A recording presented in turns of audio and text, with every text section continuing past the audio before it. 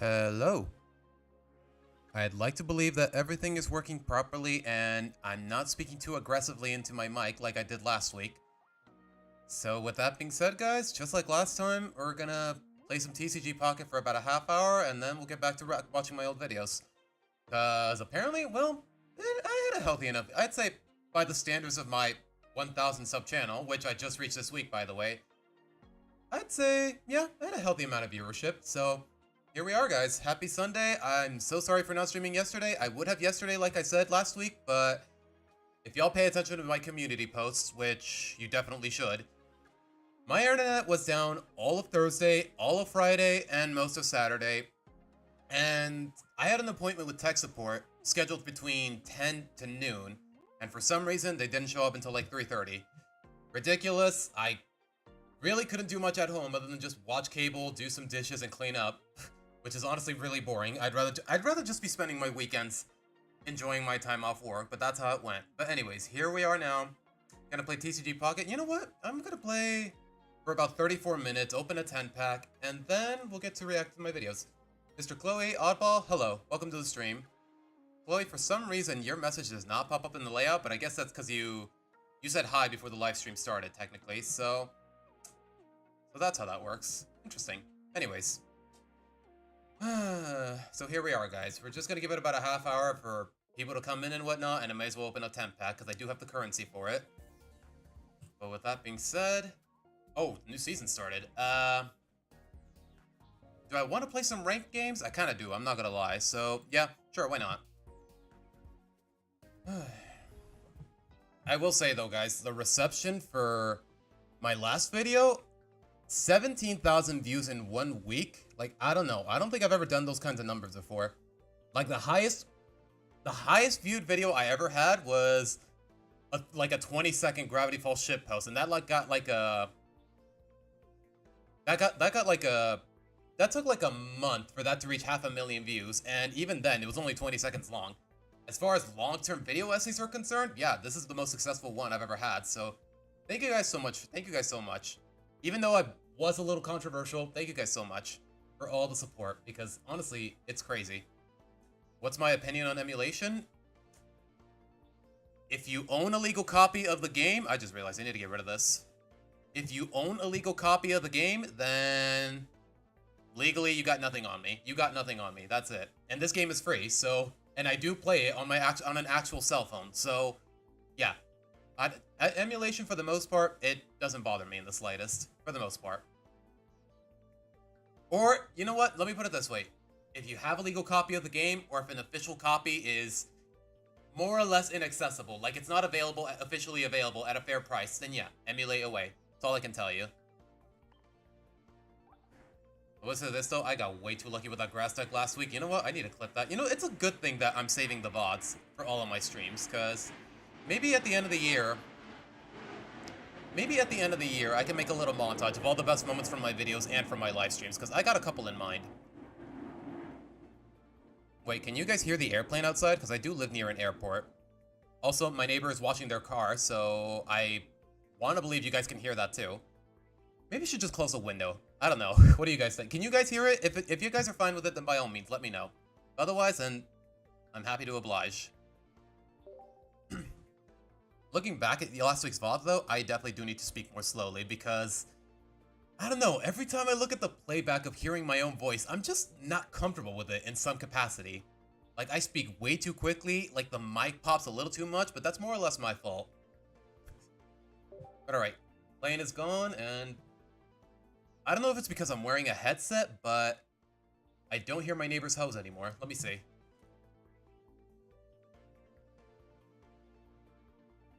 Okay, sounds like he's done, but not that you guys would know it either way. Tiki Tick, welcome to the stream. Hello. Good to see you again. I just want the record to show that I have no control over my opponent's username. Please do not read it, guys. Do not read it, do not type it in chat, because some of these are very inappropriate. I mean, you know what? I've seen worse than this, but geez, man.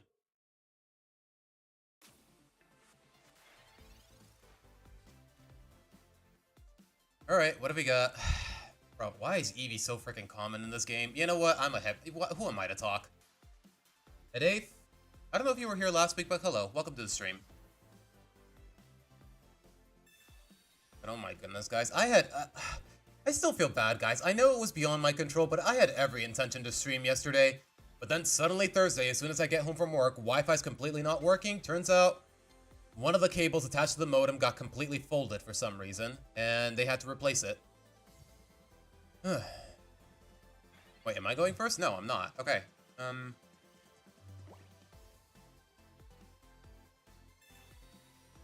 not gonna lie, guys. I'm so used to playing this game without the in-game audio, so this music is a little distracting. I'm not gonna lie.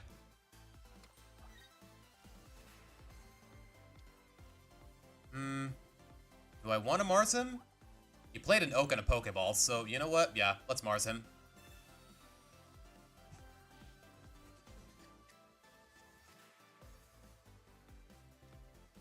Do I want it? Nah, it's only 30 damage. Come on. I'm not getting the KO with an Eevee bag. Let's be real. But alright.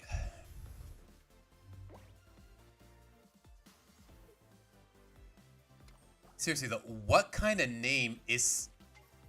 Can I even say it out loud without getting demonetized? Can you guys read it from where you're seeing? From your point of view? Okay. There's an Espeon, there's an EVX. A Sabrina would be really nice right about now. Please.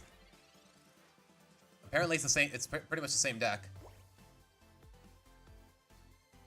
Alright, we evolve, we pull 2. Sabrina, please. I'd rather not have to tank the Espeon damage this early. That's nice. Okay, sure, man. You know, I may as well evolve them.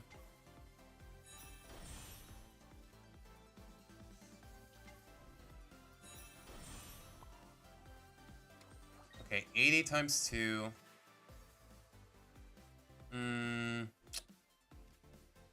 Yeah, for now, just attack. Unless he's got some... It looks like it's the same comp. It's the same deck, so... I want to say we'll be fine here, but we'll have to wait and see. From the summer camp board? Did they already air in North America? I guess in some parts of the world they already did. But I don't know, guys. After... I don't know if I made it clear with my previous video, but... Season 8 was really underwhelming for me, so... Just because, I don't know, it just doesn't feel like anything's ever going to change with this show. That's part of the reason I was inspired to make my latest video, just because it feels like nothing ever changes with this freaking show. But alright. So I don't know how I feel about the whole summer camp arc. I mean, I'm still going to watch it for the sake of impartiality, but... Is there anything that would surprise me? We got more we added, like, what, 3 more new characters to the cast? Like, I don't know. It just left a... I guess I'm just too indifferent. There's the other Eevee. There's the other Oak. I already used 1 Eevee bag, so I gotta be careful here. And he did heal, so... Okay, with 2 fully evolved Eevees, Sylveon does 100 damage. I don't know if it's worth the trouble, though. Like, I KO the Espeon, the Espeon KOs me, or somebody in the backline does. And then what? And he's still healing, but I still kill him in one hit. I spoke too soon.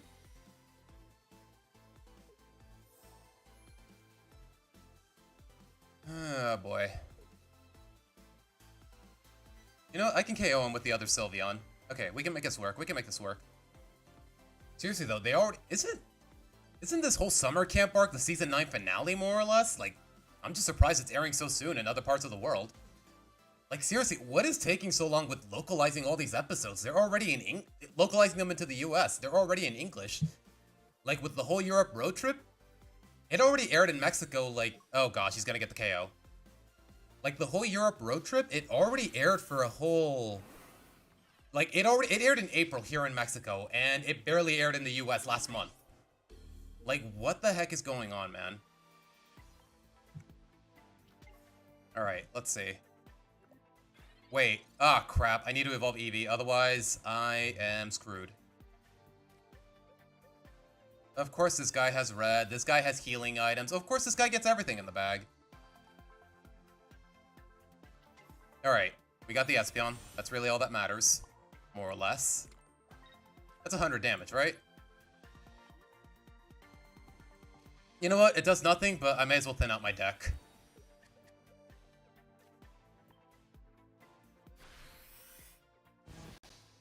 Mr. Chloe, is there a reason you put "we don't need spam bots" in your username, man? I mean, can you think of a single person who actually appreciates spam bots?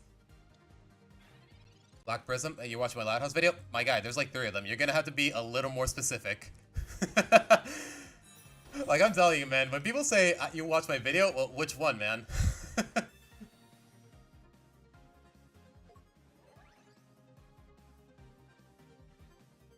What time is it, by the way? It should be around 2:30. Yeah, 2:26. Oh, wait! Did he Eevee bag again? He did. Of course. Oh, well. There's only so much I could have done. Maybe I should have given the... Oops. I just realized a little bug at the bottom. Ah, man. I'm telling you, man. People tell me, oh, Espeon EX is good. Oh, we were wrong. Espeon EX is good. But so far... I don't know. I'm just really underwhelmed with this deck. Is it just me?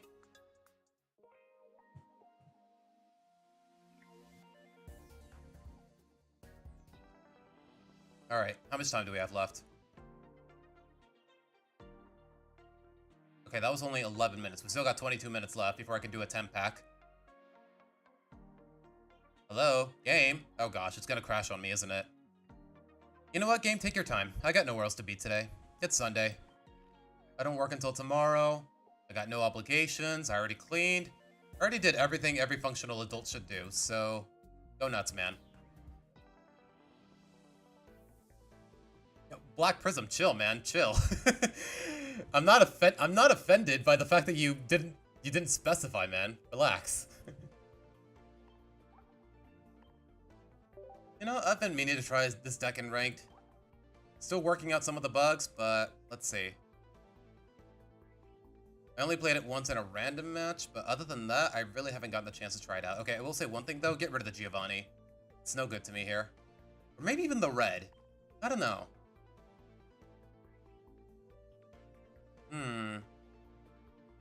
Yeah, ditch the red and give me... Okay, that's the one thing I hate about playing on emulators. At least on an old PC like this one, it's just really laggy. You know what? Sure, give me a red card.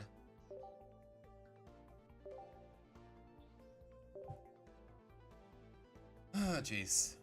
It is really hot today, guys. Goodness gracious. And here I am wearing a hoodie. I'm not wearing any undershirt, just a hoodie. Like, I don't know. It's just... It feels like the right balance of... Like, I don't know. Is it weird? Is it tacky for me to be wearing nothing but a hoodie? For my upperwear? Just a hoodie, some jeans, and some slippers. That's really all I'm wearing. I'm going second. No signs of Dawn. No signs of Chinchu. What is this, an earth deck? No, it's a water deck. I'll lead with Zera. Greninja. And he's going first. That's...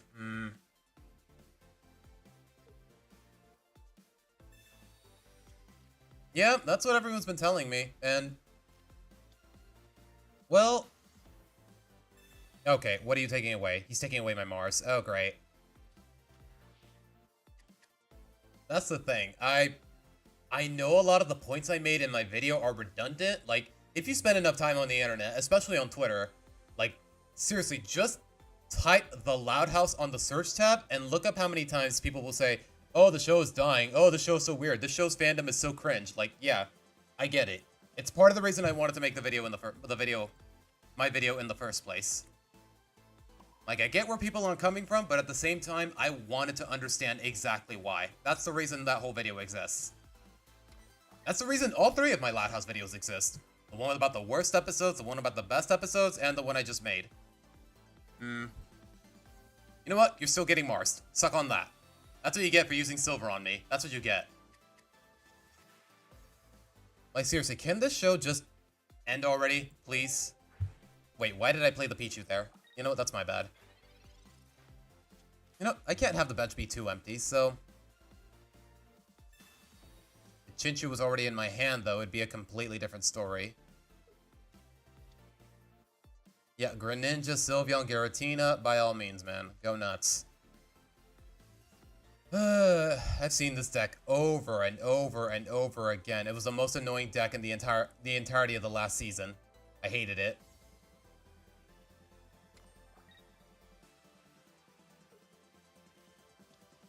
Playing another Eevee. Okay, no Giratina, by the looks of it, so...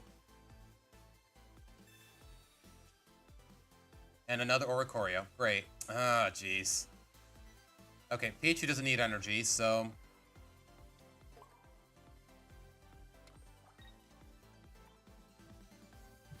Goodbye.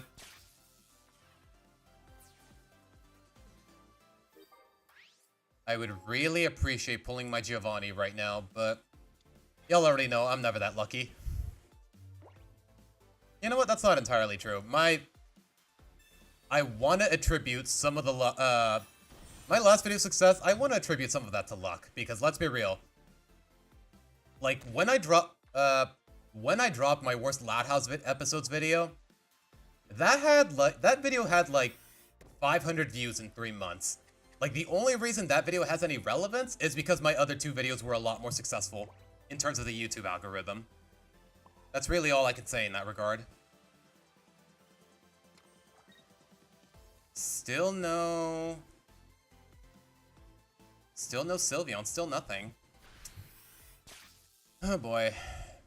Wait, did I say Sylveon? I meant Chinchu. I forgot what deck I was playing for a moment there. Oh gosh. There's the Sylveon. He can't attack though. He's probably gonna switch into Greninja just to get the KO. Come on. That's the one thing I don't like about this game. It's just a little too predictable, like 90% of the time.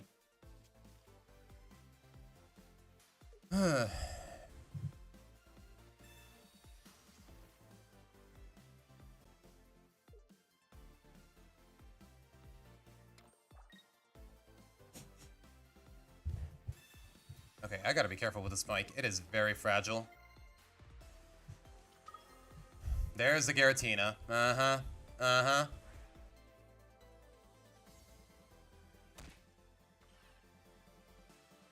Is he gonna stay in though, or is he gonna get the KO? Okay, he's gonna get the KO, so no energy for Giratina. Any day now with the freaking Chinchu, though. Any day now. Okay, you know what? Pichu can retreat for free, so there's no harm in me leading with him. As long as I get Chinchu.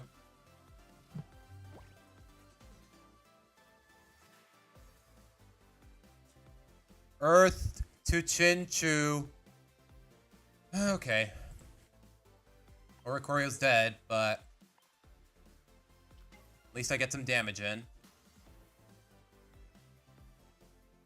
Should I Cyrus right now? Should I Cyrus the Sylveon? No, he can just retreat and just attack me again. Oh, gosh. And I don't have another Cyrus on this deck, so... Oh, gosh. Yeah, Cyrus doesn't help me, so I don't know why it's giving me the prompt. At least I KO the Greninja in 2 hits, but... Am I really about to win this whole match without using my EX cards? Probably. Who knows? We'll have to wait and see. Is he gonna heal? Is he gonna retreat? If he goes for the KO here, he loses.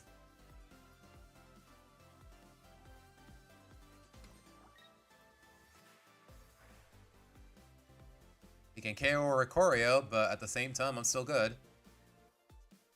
Wait, I forgot. Greninja's not an EX, so... Yeah, I need to kill a little more than that. But if Greninja goes down, the other Froakie's dead, so if Greninja goes down... His only saving grace would be Sabrina. But does he have Sabrina yet? Is the real question. Yeah, too little too late, man. Too little too late, bro. Too little too late.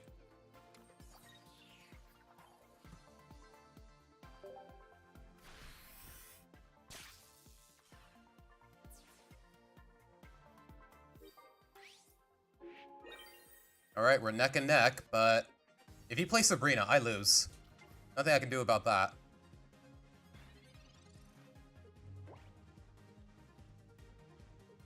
Okay, he has to have it in hand. He already pulled all of his cards. Wait, does he not have Sabrina, or is he just holding out on me? Probably just holding out on me.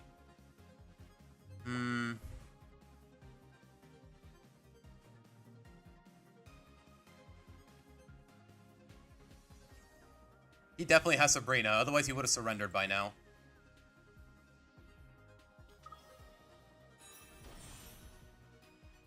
I think my best play... Okay, let's think this through. Let's think this through. I Sabrina, he goes into Sylveon or Giratina.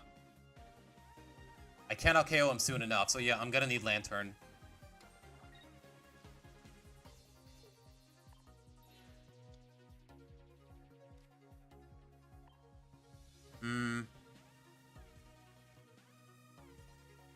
Do I have the means to stall him out? I don't, so... Wait! I just realized. Crackly Toss only works on basics, so yeah. Really? The fact that the Chinchu showed up this late really screwed me over. Oh boy. Wait, don't I have a Dawn? Don't I have a Dawn on this deck?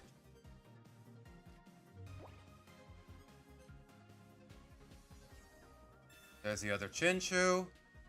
Still no signs of Dawn.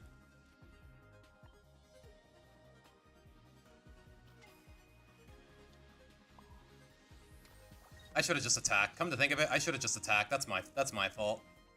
Then again, I also have Giovanni, so I can KO the Sylveon in 2 hits. So I don't know. We'll have to wait and see. He has Sabrina in hand. I just know it. But he needs one more Psychic Energy.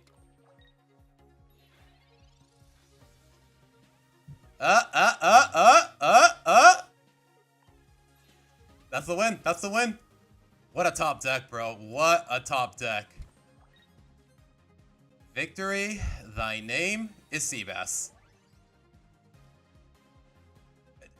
Do I think he's going to surrender before I get to attack? Because a lot of players do that. Hold on. Okay. Whew. Okay, this deck is a little flimsy. I will admit that, but hey. Why even give me the option of the coin flip? The match is over, bro. I'm telling you, man, sometimes this game just makes no sense. But alright. Omari, hello. Welcome to the stream. You know, should I just hold the microphone in my hands? I feel like I should. It's a lot easier than just leaving it on my desk and leaning over every time I want to talk. You know what? GG's. GG's. I gotta get into the habit of saying thanks after every match. It's just basic etiquette.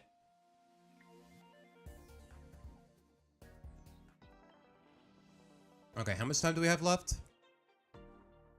Got about 11 minutes, 12 more or less. So yeah, we got time for one more match. But alright. You know, if I'm gonna hold it in my hands, I may as well get rid of the stand. Hold on. Let me mute it real quick. I'm gonna mute myself real quick, chat. Heads up.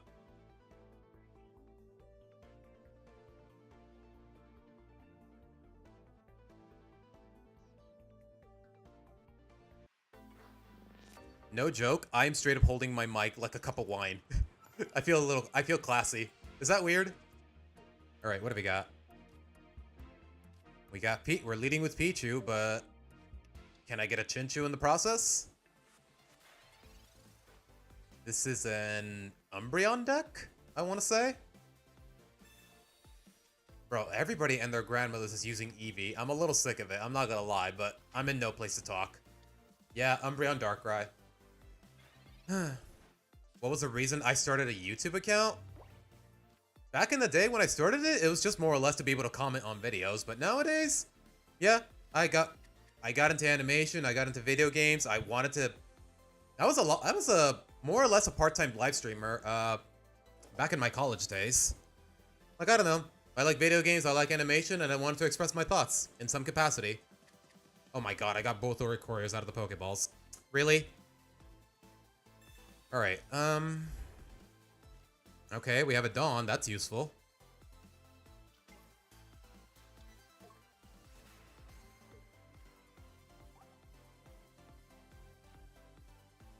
Take a light and attach it to one... Okay, just one energy. Okay. You know what? We're facing a Darkrai, so you can't go wrong with it, more or less.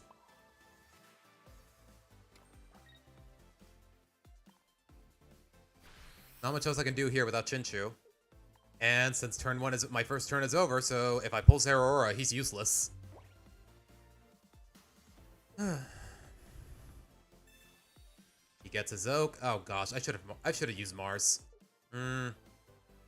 Did I need to, though?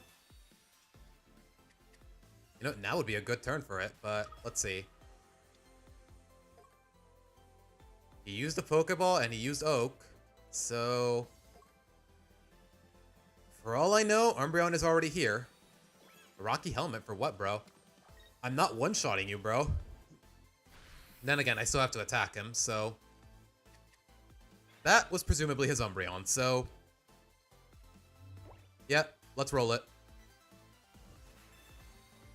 I don't know much about Pokemon. I think your avatar looks like a Pokemon, so I wanted to ask, what Pokemon should it be, or is it a self-creation? This Pokemon, the one you guys see on your screen, this is Mudkip. Water-type Pokemon starter in Generation 3, for those of you not in the know. So yeah, don't think it's like some sort of OC Pokemon. What am I, in the Loud House fandom? Oh wait, yes I am. Anyways. Yeah, it's not like an original Pokemon or anything cringy along those lines.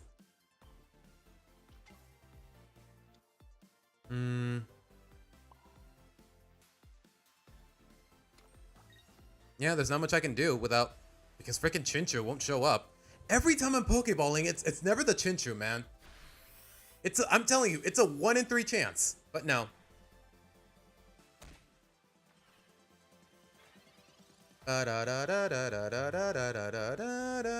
Wait, is it basic Umbreon or Umbreon EX? Okay, you know what? Have at it, man. This hand was not helping me. There's a Chinchu. Of course, when my opponent is trying to work against me, as any opponent is, that's when I get the Chinchu.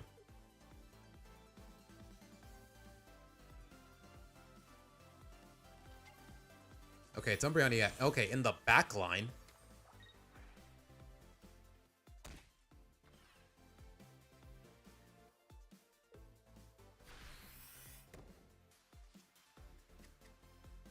Can I get my red card, please?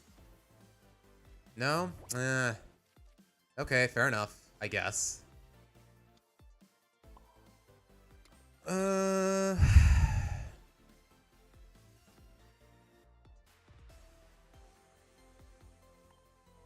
I want to just get the KO in? I don't know that I do. It doesn't really have other means to attack me, so... And again, do I want Oricorio at this low health? Nobody else on this bench can attack me. They're all EXs, so yeah, let's do it. One step at a time. Let's do it. Joomer's World, thank you so much for subscribing. Welcome to the channel. Not gonna lie, guys, that Hector notification did startle me a little bit. How's my day or night unfolded? It's been peaceful. It's only around 3 p.m. over here. I'm fine. Yeah, we're just chilling here. He's gonna KO me with Darkrai, but what else can he do?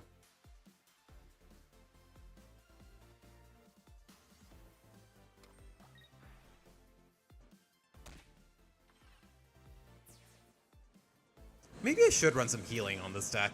That's just me, though.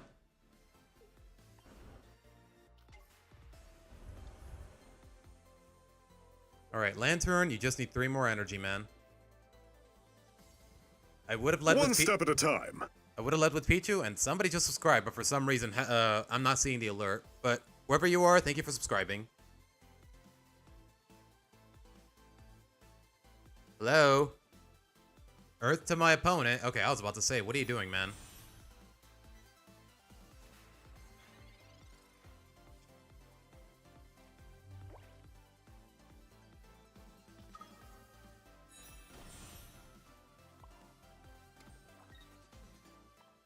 You know, get some damage in on the Darkrai, just for good measure.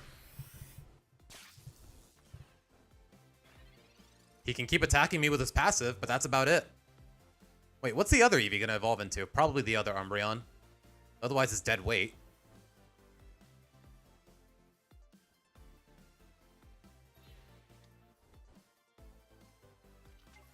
Okay, yeah, it is basic Umbreon. Yeah, it's about what I expected.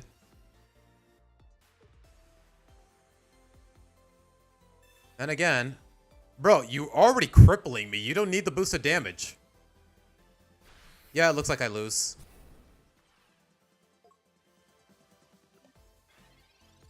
No, wait, maybe not. Maybe not, actually.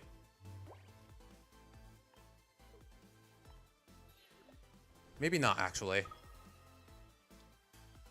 That's the thing, though. In order to attack with in order to pull in my Oricorio, he needs Umbreon in the active spot. So he needs Umbreon EX in the active spot. So yeah, I think I'm fine for now.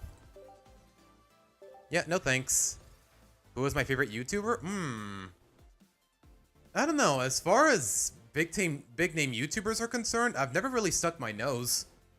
I've never really been like, oh my gosh, you're my favorite YouTuber. Like, I've met a couple big name streamers and whatnot, like at TwitchCon and whatnot, but in terms of my favorite content creator, like, I'll tell them, oh my gosh, I'm such a big fan, but I don't really have an established favorite. Know what I mean? I really don't mean to come off as pretentious. That's just really been the way I felt. Like, seriously, guys, don't put us content creators, YouTubers, live streamers, please stop putting us on pedestals. Wait, why did I get a Windows alert? You know what? Whatever. Not important.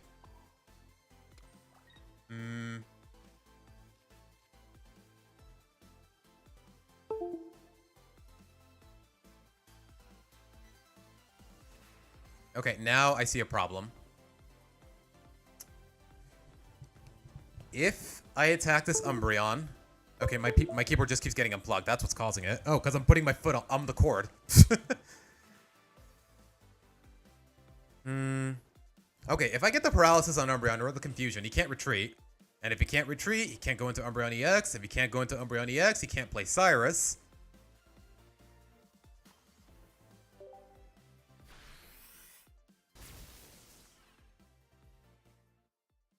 Come on, give me the head. Nice. All right, he's helpless. He can get energy on Umbreon EX, but that's about it.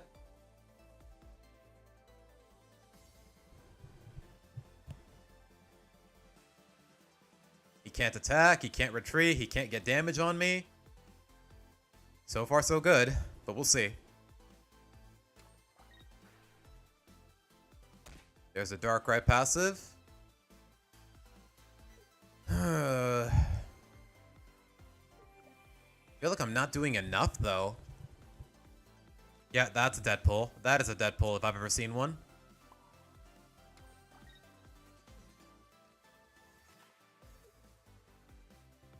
Actually, no, I can't play Oricorio because if he puts one more energy on Darkrai, then... No, I'm still winning. Actually.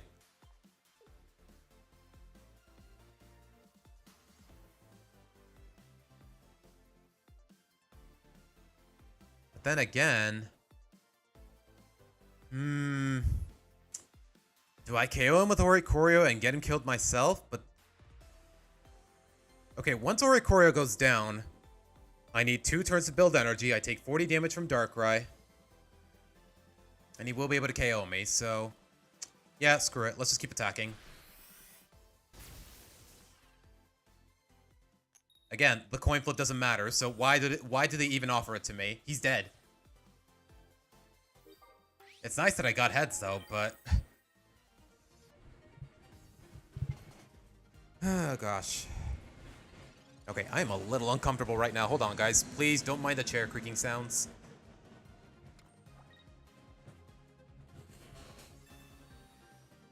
Oh, wait, I lost. Another Eevee bag. All right. Fair enough. Yeah, I still need to work out the bugs on this deck. Not that any of you guys really care. Y'all are just here for the loud house and whatnot. Alright, has it been 11 minutes? And I forgot to say thank you. Oh my goodness. See, that's the thing about... That's the one thing I don't miss about live streaming from back in my day. Back in my college days. Like, it's just a lot of managing, man. Alright, let's open a 10-pack. Assuming this loading screen would get off of me. Take your time, game. I got nowhere else to be. I got nowhere else to be, man.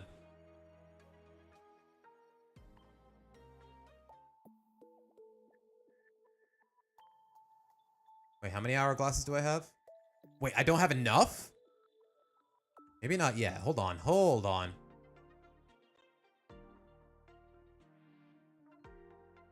Okay. Have I gotten my dailies? Have I gotten... I haven't gotten the ones in the shop, so I should have enough. Assuming this loading screen would get off of me. There you go. No, wait, no, I didn't mean to... No, not the Wonder Pick.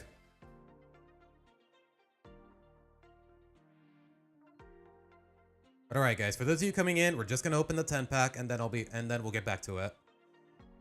But I'm not gonna lie, guys, I had a lot of fun last week. Looking at my old videos and talking to chat about what I said and whatnot. Like, I don't know, I had a lot of fun.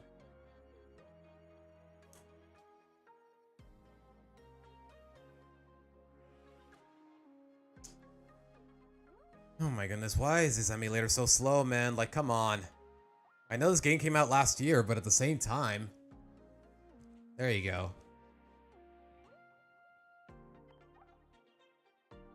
All of them, thank you.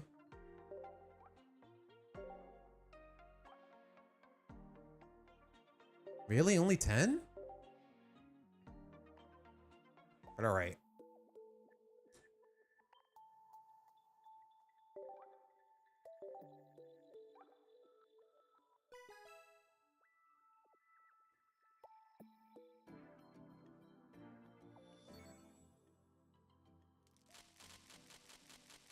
Really? No gleams? Lava, Ape Bomb, Chikorita. Nothing I haven't seen before. That's new. I love the artwork. I love the artwork on that Quagsire. Snubble, Oddish, Pineco. That's my second will. I can work with that. Sadly, still need 5 rare evolution cards for the emblem. Yeah, a lot. That's the thing about this game. I'm really not in it for the collectibles. I'm just in it for the game. Like, if I get like a full art of a card I already own, I'm a little unimpressed. But people are like, oh, I gotta get all 5 full art Eevees. Oh, I gotta get whatever for my collection or whatever. Like, I don't know. I'm just really indifferent. Like, collecting cards is really not my thing. Like, there's a reason I did not touch the TCG, the trading card game whatsoever, IRL. Like, it's dumb luck that I got into the mobile version. Case in point. I just pulled a full art Blossom, and if I'm gonna be honest, I really don't care. Any day now, Lugia. Any day now. I've pulled like 3 10-packs. Like, come on, man. That's all I can afford. I'm here for the cards and the battles. Yeah. Some people are in it for both. Mostly just in it for the game and to have fun with friends. That's my second Fisher. That could come in handy. Whoa, my boy is Has there ever been official artwork of Quillfish inflated? I don't think I've ever seen him like this.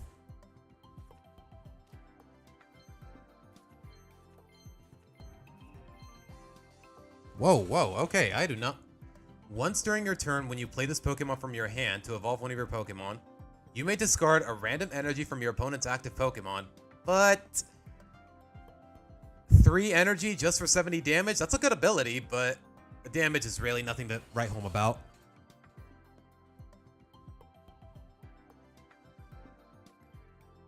Wow. All those weeks of hoarding hourglasses and whatnot, and I got nothing. Nice. I'm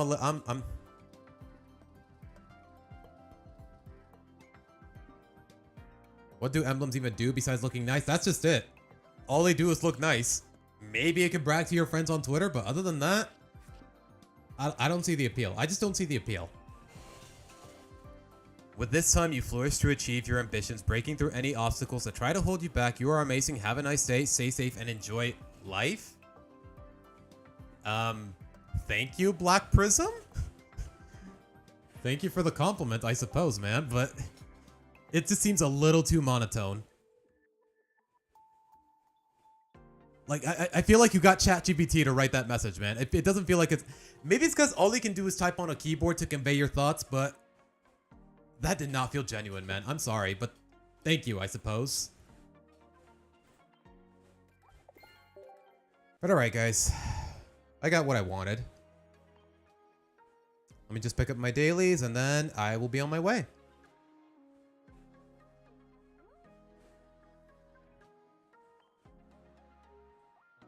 Okay, it's just a bunch of prompts. Never mind. Okay. Alright, we're done here. Alright, with that being said, guys, I'm gonna take a bit of a break, about a 5-minute hiatus, and then we'll get to the videos, just because I gotta set up and whatnot. So, I will be right back.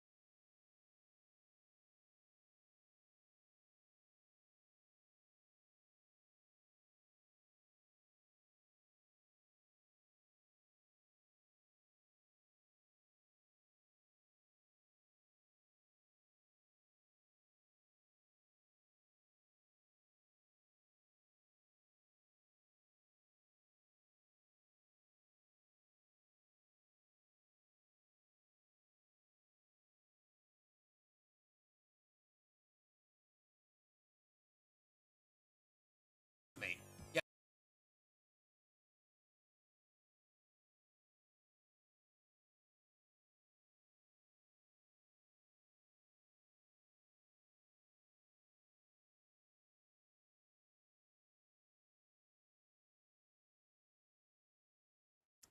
Okay. Looks like everything is set up, and I think this time I'm gonna keep chat on the layout, just so if I decide to make this into a full-blown video, people can see what the viewers are thinking and whatnot. I know last week that wasn't the case, but anywho. As for last time though, guys, we pretty much went over the whole Luna and Sam segment. If you could even, I don't know, half of it was more or less discussing the Casa Grande. So to say that it's a whole Luna and Sam segment, it's a bit of an overstatement. But still, anyways, we're done with that, and you know what? I kind of, you know what? Hold on. Okay, before I do anything else, hold on. I kind of want to, you know what? Let me see what this looks like on the layout.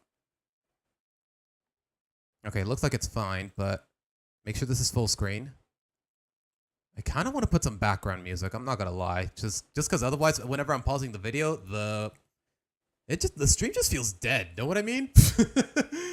I'm sorry if it makes me sound rude, but the stream just feels dead without any music in the background. I don't know what that says about me, but that's just how I feel.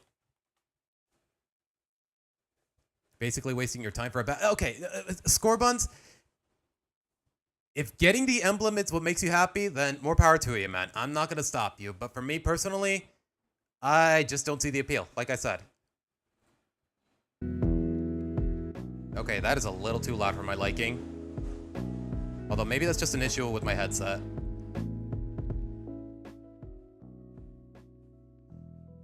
But alright, okay, make the music a little quieter. There you go. Wait, can you guys hear the vacuum outside? Like I said, my neighbor was washing his car, so you guys might be able to hear the vacuum, but probably not. But alright, guys. Okay, now that we're here, though, I will say one thing, though. Looking back at last week's VOD, I spoke a little too quickly. as far as all this is concerned. But you know what? I think I got my thoughts clear. I think my thoughts were clear enough. I don't know. If you guys want to look back at last week's VOD, then by all means, you guys know my thoughts about what I was doing there. But for now, before we get to the next segment, I kind of want to scroll through the comments. I'm not going to lie. So let's see. And yes, I have more or less read most of them, but at the same time, I want you guys to see it from my perspective. Brawl in the Family really made my blood boil. The whole episode was tell Lincoln to butt out, then do things that inconvenience him. Lincoln gets involved because the sisters are inconveniencing him. Shocked Pikachu face. If it weren't for No Such Luck, then Brawl in the Family would be the worst. Yeah, No Such Luck, guys? That episode? Oh my god. Maybe... Okay, I'm not going to deny that the general consensus is that that episode sucks. How did I plan the stream to be? We are, what, about a half hour in? Last week, I went on for about 3.5 hours. Wait. YouTube is not responding. What do you mean, OBS?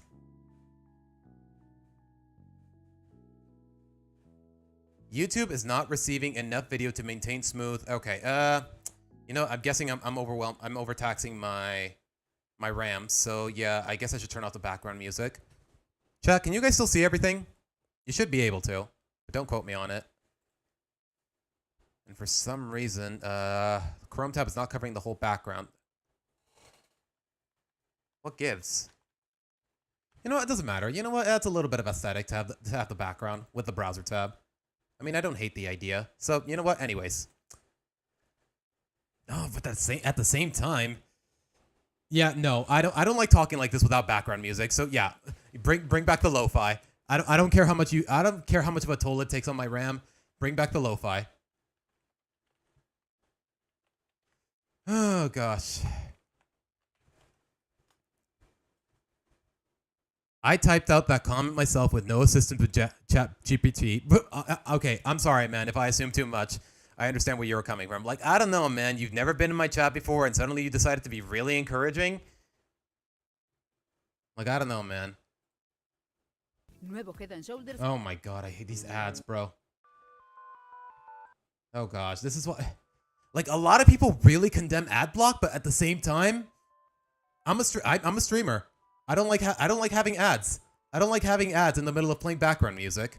You know, maybe I should rely on Spotify. Glitch City, the DJ in question, does have all her music on Spotify. But anyways, let's get back to it.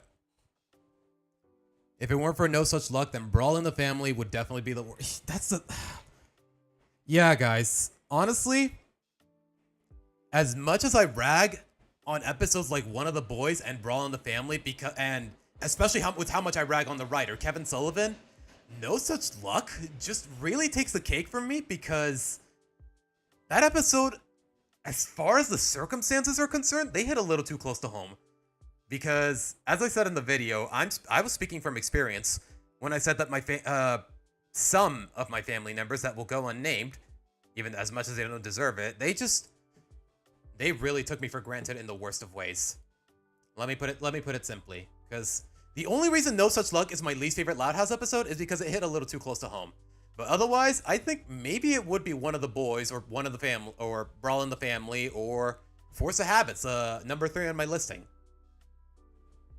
But she learned from her mistakes, and she realizes what consequences that she brought. But Lynn learned nothing and received no consequences. Snake bite to the brain. Oh, he's talking about Loose. I was like, okay. I need to see the timestamp. What is he talking about? Okay, yeah. When I talked about Loose and the Owl, like, maybe it's because I didn't watch enough of the Owl House, but judging from the pilot alone, Loose left a really sour impression on me.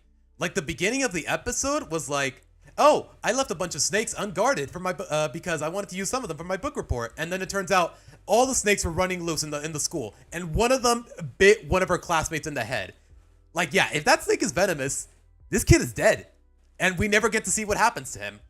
And then by the end of the episode, she escapes all punishment. She runs away to the demon. She runs away to the Boiling Isles. She basically abandoned her mother and her home, and without the means to tell anyone where she is. And then by the end of the season, she can't make it back home anyways. Like, I don't know, man. I need to watch more of the Owl House to be more impartial, but the pilot left a really lousy first impression on me. That's all I'm gonna say for now.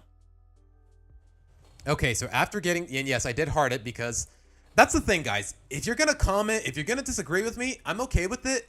But at the same time, you gotta be genuine and respectful. That's really all I'm asking. As far as my video is concerned, it's my video. I can use whatever tone I please, whatever tone I see fit. But if you're gonna comment, if you're gonna be in my comment section, all I ask that if you're gonna disagree, you just gotta be genuine about it. That's it. That's all. That's really all it takes for me to not delete your comment. Just be respectful and genuine. Okay, so after actually getting past the huge section of the video regarding Ellis for Love. Okay, like I said, not all of it is about Ellis for Love. Yeah, honestly, if it weren't for that bit with the squirrel costume in the end, No Such Luck would actually have some redeeming qualities, but even then, it's still a really badly written episode, even without the ending. Okay, so after getting past the huge section, I honestly wholeheartedly agree.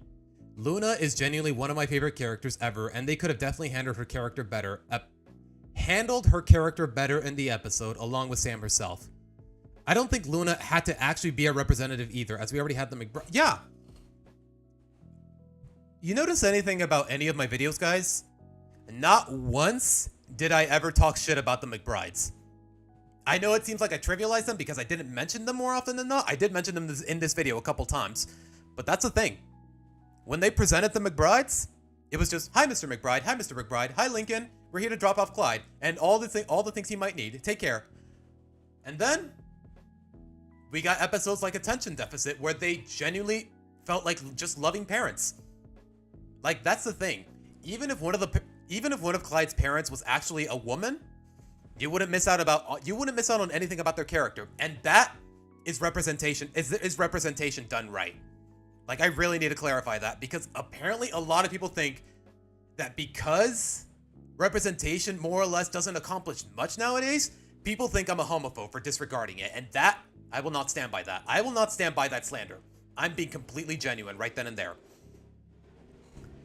The main problem is definitely how hollow Sam is as a character and how much the episode and Sam impact Luna. Yep. And I don't think the relationship between them is the best in the show either. Like, honestly, if I didn't know any better, I'd say it was just they started from nothing and formed into a genuine friendship. Like, I legitimately do not buy them as girlfriends whatsoever, no matter what the show tells me. Even if, like, the biographies and the graphic novels and whatnot, and some viewers will tell me, and we'll get to that, you can tell me, oh, Sam is calm and sweet. Oh, she keeps Luna level-headed. You can say whatever you want. The show does not prove that whatsoever. What character do I think could have been better written from the Loud family in particular? I'd say Lynn. Definitely Lynn. She is my least favorite Loud sister, and I don't think I need to explain why. No Such Luck, Sitting Bull, technically Brawl in the Family. Like, a lot of episodes every episode that focuses on her superstitions, like, they're all just so fucking absurd, man. She doesn't grow as a character. Okay, you know what? I'll give credit where credit is due. Not to spoil too much of season 9, because I don't know where in the world the first episode has already aired, but Crystal Ballin was actually a really decent Lynn episode. I'll say that much. I got a few nitpicks about it, but it's decent. Anyways, where did I leave off? I don't think the relationship between them is the best in the show either. If anything, it kinda is just there. Yeah, that's the biggest problem. Like, seriously, the writers, the fans, the showrunners, Tumblr, Twitter, they just glaze this couple. Even, the only other video I found on YouTube that ranks the best Loud House episodes, basically their third entry or their fourth entry, I don't remember which ranking, he basically said, you know what, let me just show you guys, actually. I don't really gotta hide anything. Best Loud House episodes. Don't mind my sub box.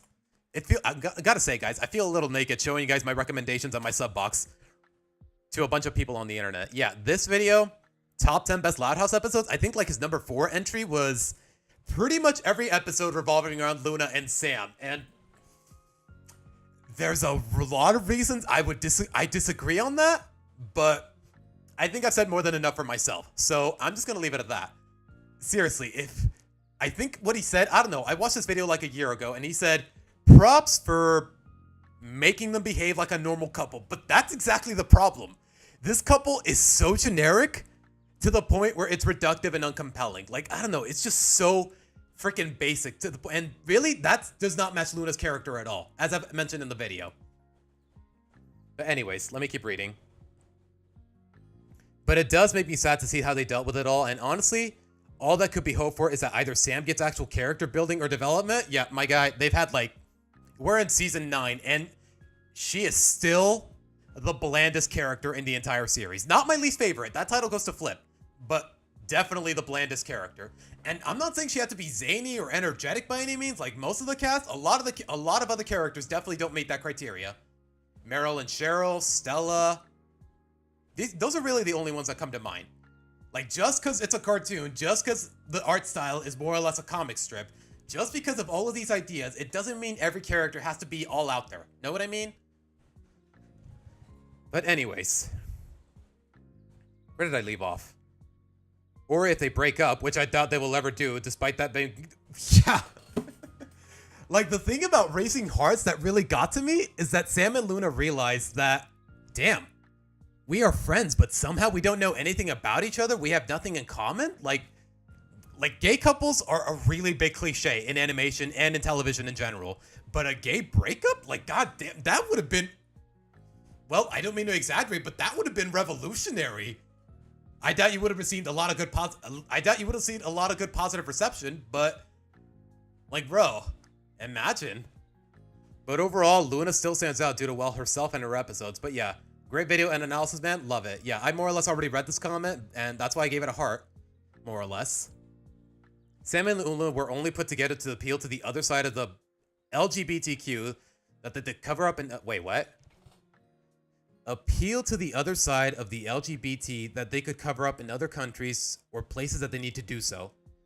Bland, unoriginal, and someone who's just there to fill a role. Okay. It would have been better if it was Luann and Benny and Ellis for Love. Yeah, I more or less covered this last week. Do I think... Like, hypothetically, let's say Luna and Luann switch places in Ellis for Love. Like, Luann was the one with all the insecurities. Would that have made a lot more sense than Luna's circumstances? I definitely think so. Like, we all know Luna loves making puns. We all know I'm sorry, not Luna. Luann loves making puns. We all know she more or less has an addiction to pranking because every April Fool's she turns into this unapologetic jackass. So to see her actually try to restrain herself and her sense of humor around someone like Benny, you know, Benny who's shy, more or less shy, reserved, or at the very least, that's the impression I get from his tone. Like, he can definitely be amiable, but at the same time, he seems like the kind of guy where if you push his buttons hard enough, you'll scare him off. Know what I mean? Like, I would definitely, like, honestly, if Luann was the lead in Ellen for Love, if the whole message revolved around her, it definitely would have been a lot more compelling. But anyways, to be fair, okay, I will say I kind of disagree with this comment. I already read it more or less. Even someone super, and we'll get to it more or less. Even someone super confident can freeze up when it comes to their crush, and it adds a new layer to Luna, but I can see your criticism. As much as I like Luna and Sam, Luann and Benny have better chemistry, and Benny isn't completely one note. Even Henrik got more that's the thing. Even Henrik got more development as a character in his debut, but... And yeah, I do appreciate Henrik as a character more or less, but... I don't know, Lynn got 2 whole episodes where she more or less bonded with Liam in the same capacity, and I covered this in my latest video. So Henrik, he just felt very redundant, and he kind of came out of nowhere, if I'm being honest. Like, Lynn just happens to be looking at him while he's working, and she immediately fell in love. Like, I don't know, man. Like, if it weren't for the redundancy of it all, then maybe it would feel a lot more genuine, but you know what? We'll see how it goes. Maybe Henrik will leave a lasting impression on me because I know he's gonna come back eventually in the next Christmas special. But other than that, I don't know. It just feels really redundant. And I already responded to this comment a while back. The only reason she, and conveniently just her, froze up in the first place was so the plot could sell the ruse of Sam being a guy. Yeah, I get it.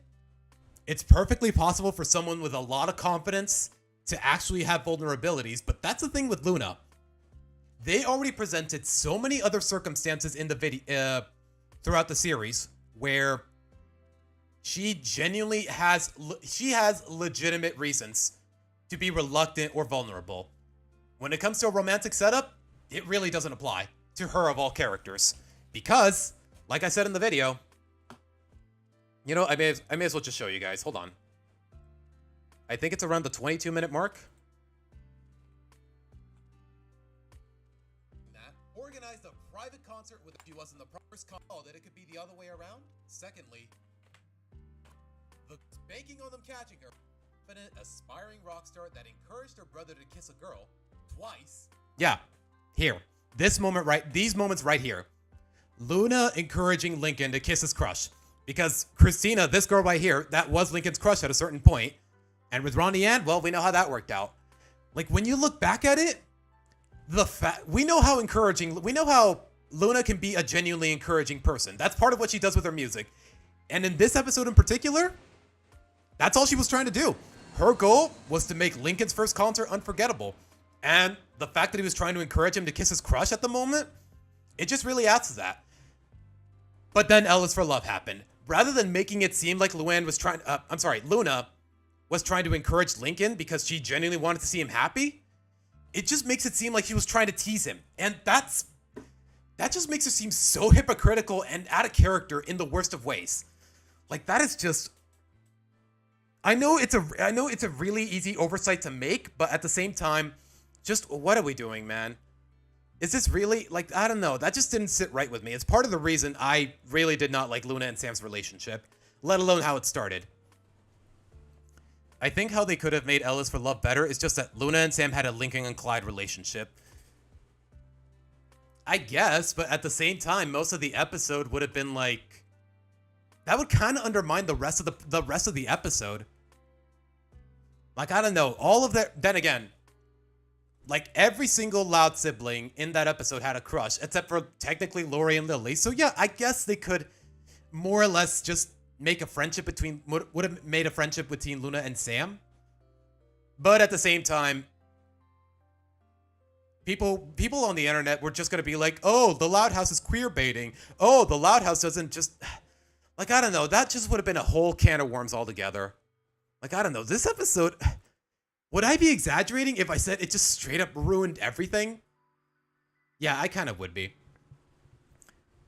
They could have made it so they had a relationship like Lincoln and Clyde, but at the end of Ellis for Love, they sit at a beach in the sunset and Luna confesses to Sam that she loves her. That's a hell of a stretch, my guy. They could just hug it out and it would give so much more character. Not gonna lie, Ticky Tick, that feels ridiculously contrived, but you know what? It's all hypothetical at the end of the day. Like, yeah, the only reason Luna, and conveniently just Luna, none of the other siblings, not Lucy, not Luann, like there's plenty of other candidates you could have gone with to have romantic insecurities, but somehow in this particular circumstance it's just Luna? Like, I'm sorry, that's just a load of bullshit. Pretty sure that's because she was busy working on Avatar. Wait, what does he mean? Is he Lincoln's friend group? Oh, right. Stella being absent for most of the Really Loud House. Yeah. Yeah, apparently, I just thought Stella got scrapped from the Really Loud House, but apparently her actress was actually working on James Cameron's Avatar. Apparently, she was like the protagonist's daughter, something along those lines. Anyways, can we get back to it, please and thank you? I don't know, guys. I just want to scroll through all the comments because there's a lot of them. Well, not that many, actually. Since this is probably the most passionate take I've seen against Luna and Sam so far. Really? The most passionate? Is there really that many people who are against Luna and Sam? Because I honestly feel like I'm the only person on the internet who's ever had the gall to criticize them. At least more so directly. I guess I'll throw in my perspective. Overall, I do mostly echo what another commenter said, that just because someone like Luna shows herself as bold, fearless, and expressive, okay, I more or less already went over this. Her bisexual revelation made enough sense to me, particularly for someone her age who most likely wouldn't have figured out fully herself yet by then. That's the thing, though. Did they have a legit... let me put it this way. I don't think the guy who wrote One of the Boys and Brawl in the Family would genuinely be capable of understanding that kind of nuance on a teenage girl. I feel like he was just thinking, oh, the gays need representation. Let's make the punk stereotype bisexual. Like, I honestly, just considering how awful Kevin Sullivan's writing is most of the time, I genuinely don't believe he was genuinely considering Luna's circumstances and character. And I've more or less exactly made my point as to why that is. Sam and Luna was the first instance of it actually becoming a central plot focus, especially in the episode that followed. Rare example of a kid show handling the subject matter in one of the best ways it could have been handled, by default, more or less. By normalizing her identity without treating it sensationally or unusually. Bro, the whole plot's message revolves around her uncompelling sense of insecurity. That is the definition of unusual. It's the reason this whole video exists. Because Luna's sense of insecurity does not add up whatsoever, all things considered. For reasons I've gone over time and again. Like, yes, she is bold and she is bold and confident to the point where she might have some vulnerabilities here and there. But one, we've already had insecurities that more or less are a lot more compelling.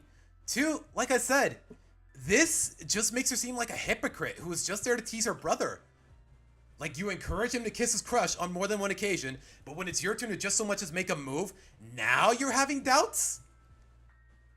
Like, it's not like with, say, Elphaba from Wicked, the Wicked Witch of the West.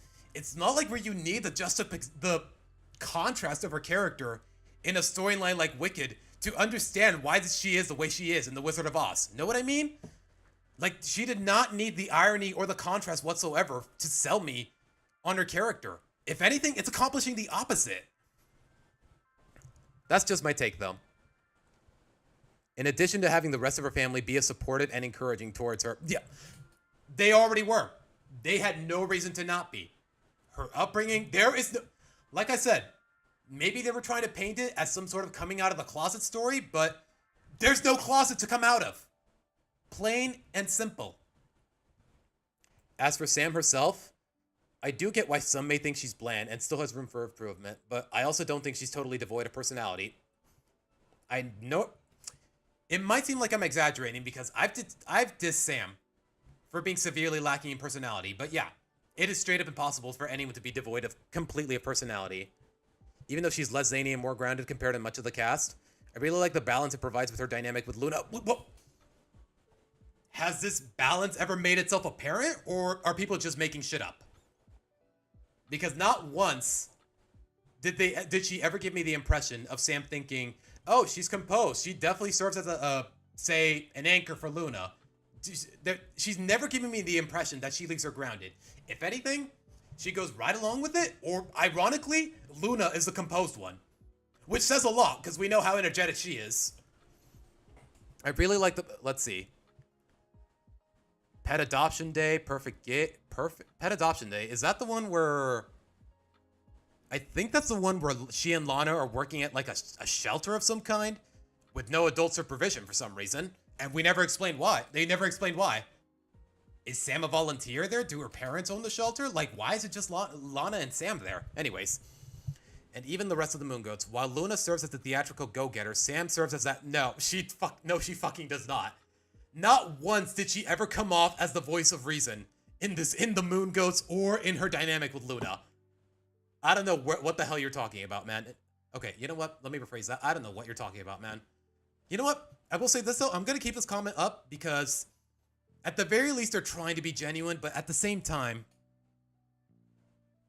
like, I don't know, man. People are just trying to make more of a character than what they truly are. What's actually presented. What the writers intended.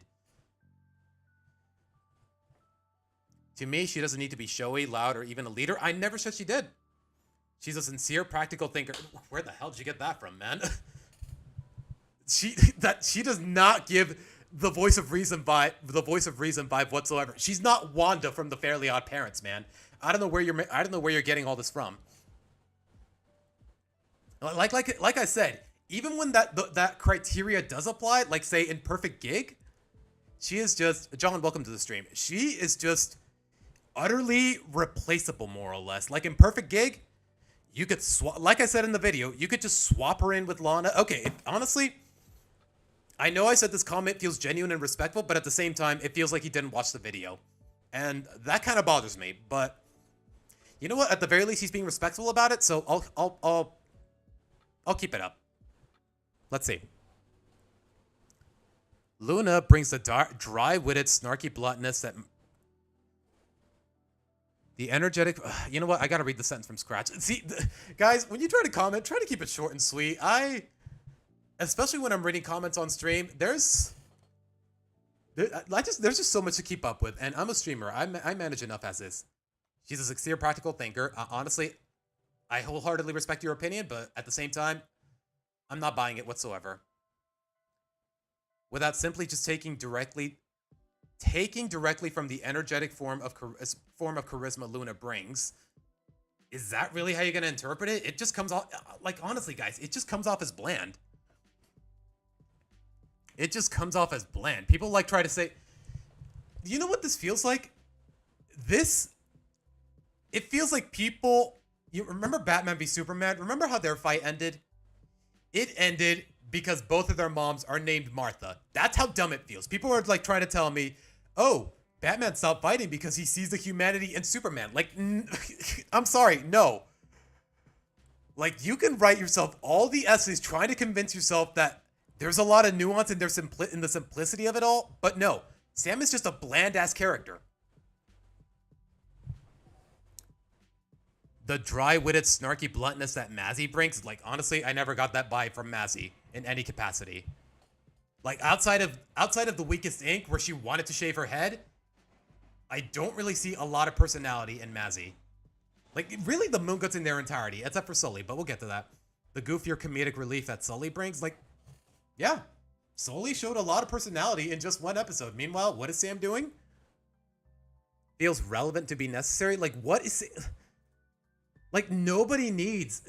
Like, this character is just so pointless, man. I don't know what you're trying to make of it here. Do I think she has potential for expansion? Absolutely. And admittedly, I do think she deserves a chance to be given more episodes that focus more... Bro, she's had like 5 different chances, man. I don't think they're gonna bother even trying. Given how most of her early appearances focus on her relationship dynamic with Luna, mostly from Luna's perspective, and yeah, we already know how much of a disaster that was. Whereas many of her later episodes just feature her in her usual group dynamic role. Like, that's the thing. When it's time to focus strictly on Luna and Sam, I feel nothing. And when it's time to treat her as a passive member of the group, more or less, I still feel nothing. I'm more or less meant to in that circumstance, but at the same time, like, I just feel nothing with this character. But in spite of this, I still enjoy her character for the most part. Maybe I'm just biased for many musically inclined characters in general, given my own dedication and experience with rock music. But I do still like what she brings, even with that potential for more. Like, yeah, it's so easy to flesh her out a little more, but as I've said time and again, it has been over 6 fucking seasons. If they gave a shit about Sam in the way they're supposed to, they would have tried by now. It's all I can really say. No, Bobby's there in a phone in one of the pics. Wait, is he? Okay, I actually did go over this last week. There's an image of Lori. Like I said in the video, Bobby is nowhere to be found, but apparently there's a picture of him in a picture in a picture. It kind of undermines the point I'm making in the video, but yeah, that's my mistake. I overlooked it as I was editing the video. That's my bad. But you know what? Just out of curiosity, what happens if I Google Lori Loud right now? Well, no signs of Bobby in plain sight. Meanwhile, with Luna, or even Luann for that matter, of course, Sam frame 1. I'm telling guys, can we stop? Never mind. You know what? Anything I'm about to say right now, I've more or less already said in the video. Yep, no signs of Bobby, but Sam is in plain sight when I Google the corresponding sister's name. Like, yeah, to say...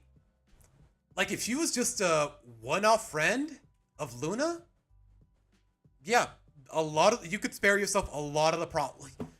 Like, I don't mean to be so dismissive, but this dynamic would be a whole lot better if L is for Love didn't exist. But apparently a lot of people will disagree there, because L is for Love is one of the highest rated episodes in the whole series. But anyways. Same can be said with Lenny, Lana, and Lucy. Okay, I am missing the context here. Honestly amazing how they made a perfect balance of bratty but sympathetic, only for most of it to be undone in this one simple moment. Okay, I'm talking about Lola here. Yeah, okay. Same can be said with Lenny, Lana, Luna, and Lucy. I don't know. Do you guys think that No Such Luck really directly ruined the character of Lenny, Lana, Luna, and Lucy? With Lola, it definitely applies because of what I said in the video. But I don't know. With the rest of them, there's not really much else to say. Like, all of the sisters were behaving out of character in that episode. But to say that they were directly dismantled, like I said, that might be a bit of an overstatement. I don't know. And then there's Mr. Chloe. This is why I became a Chloe after... I think it's just right after I was talking about Chloe in the video. This is why I became a Chloe after this. Like, honestly, Chloe deserved better, man. Just delete Sam. She is just making problems in the community / fandom. Yeah, I feel like if you tell that to her fans or even the showrunners in the show, they're just gonna slander you. They're just gonna slander you as homophobes and call it and leave it at that. Like the same thing happened with The Legend of Korra, with the finale of The Legend of Korra. Oh, she's bisexual. Deal with it, losers. That was basically what the creator said. I don't think it'll be any different here. And then, you know what? I had this little spat with this guy, but I didn't have much else to say. Like I said in the video, while I was discussing No Such Luck, that according to interviews, Lucy wanted to stand up for Lincoln in No Such Luck, but she was just too afraid to stand up for the family. And then I said, sometimes I forget the fact that even though she's really creepy, she's just an innocent girl. Like, keep in mind, guys, even though she's a goth, even though she gets involved in all these gory subjects, she's an 8-year-old girl. Like, honestly, she's in some capacity, she is still genuinely innocent, but apparently some people in the comments disagree. Like, yeah, and then he brings up, I think, a circumstance for making the case. Like, I don't know. You guys can read the comments for yourself. There's not a lot I need to talk about. You seem to spend a lot of time on L is for Love. And again, guys, half of the segment, I didn't even mention L is for Love. So, but even then, I see where people are coming from. No Such Luck is so cartoonishly bad that I can't really take it seriously, unlike Brawl in the Family. Like, yeah, that's the thing about No Such Luck. At the very least, even though it is my least favorite episode in the series, I will give some credit. It's so cartoonishly disrespectful that in some capacity, the writing feels like an honest mistake. Because even Chris Savino apologized for that. Even Chris Savino went out of his way to apologize for how awful that episode was. Unlike the other episodes, One of the Boys, Brawl in the Family, L is for Love, all with the same writer, by the way. Those are genuinely insulting in the worst of ways. Like I said, the only reason No Such Luck is my least favorite episode is because it hit a little too close to home. Other than that, it definitely would be One of the Boys or all of the other episodes I just mentioned. One of the other 3 or 4. You seem to spend a lot of time on L is for Love. Like, I know it sucks, but come on, man. Longer than the rest of the choices. Like I keep saying time and again, guys. If the whole L is for Love segment was a completely separate video, like if it was titled So Luna Makes No Sense, So Luna Sucks, I have no doubt that people would not hear me out. I have every reason to believe that I would just get bombarded with dislikes. I would receive a lot more rude comments going like, oh, he's a homophobe. Oh, he's just a homophobe. Like, no, I was not about that life. And I made it very clear. I would have made all of that its own separate video, but what are the chances people would hear me out? Like, seriously. The thing is, No Such Luck has potential, but the writing is so dog shit. Yeah. Like, at the very least, in terms of the writing department, you can tell the showrunners are genuinely ashamed of it. Unlike, coincidentally, all the other bad episodes on this listing and whatnot, more or less. why didn't Savino take that episode down and replace it for something else? Yeah, I don't think it's that simple when it comes to the television industry. Yeah, like you can't just take a whole you can't just delete a whole episode from existence and treat it as lost media. People are going to remember it. People are going to find it. Should Really Loud House be considered canon? I think Really Loud House is more or less its own separate timeline. More or less. Because I hate to use this as my go-to example, but every reason there was for Luna and Sam meeting in the original, it's all completely gone in the Really Loud House. But for some reason, Luna and Sam are still dating in that one. There's no... Ronnie Yan doesn't exist in the Really Loud House. Benny doesn't exist in the Really Loud House. Luann has a completely different love interest who happens to have a lot in common with Benny, but for some reason, it's not the same guy. Yeah, Really Loud House, it's its own separate timeline, but even then, it got canceled almost a year ago, and there isn't a single episode that I liked, so I really don't give it much thought.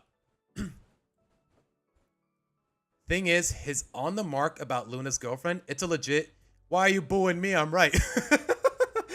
I even actually made that exact joke at some point in the video. Hold on. Yeah, that's it.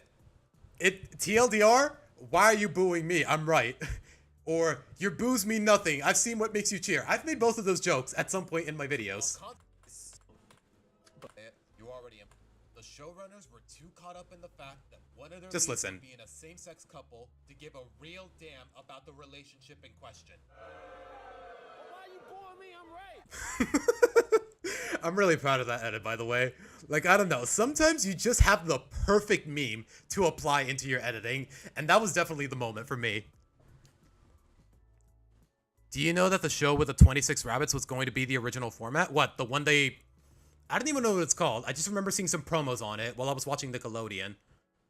Yeah, apparently, the rough drafts for the Loud House, apparently, instead of a family of 10 humans, it was supposed to be like a family of rabbits. Yeah, that's the reason Lincoln has that dream in white hair. Part of the reason it's my favorite episode, because it's a nice little homage to the rough drafts of the original series. All right, where were we? You spent more time on number 8 than the length of... I'm gonna be honest, guys, I have no idea what BFDIA 9 is, but I appreciate the fact that he wasn't directly complaining about the fact that the segment is so long.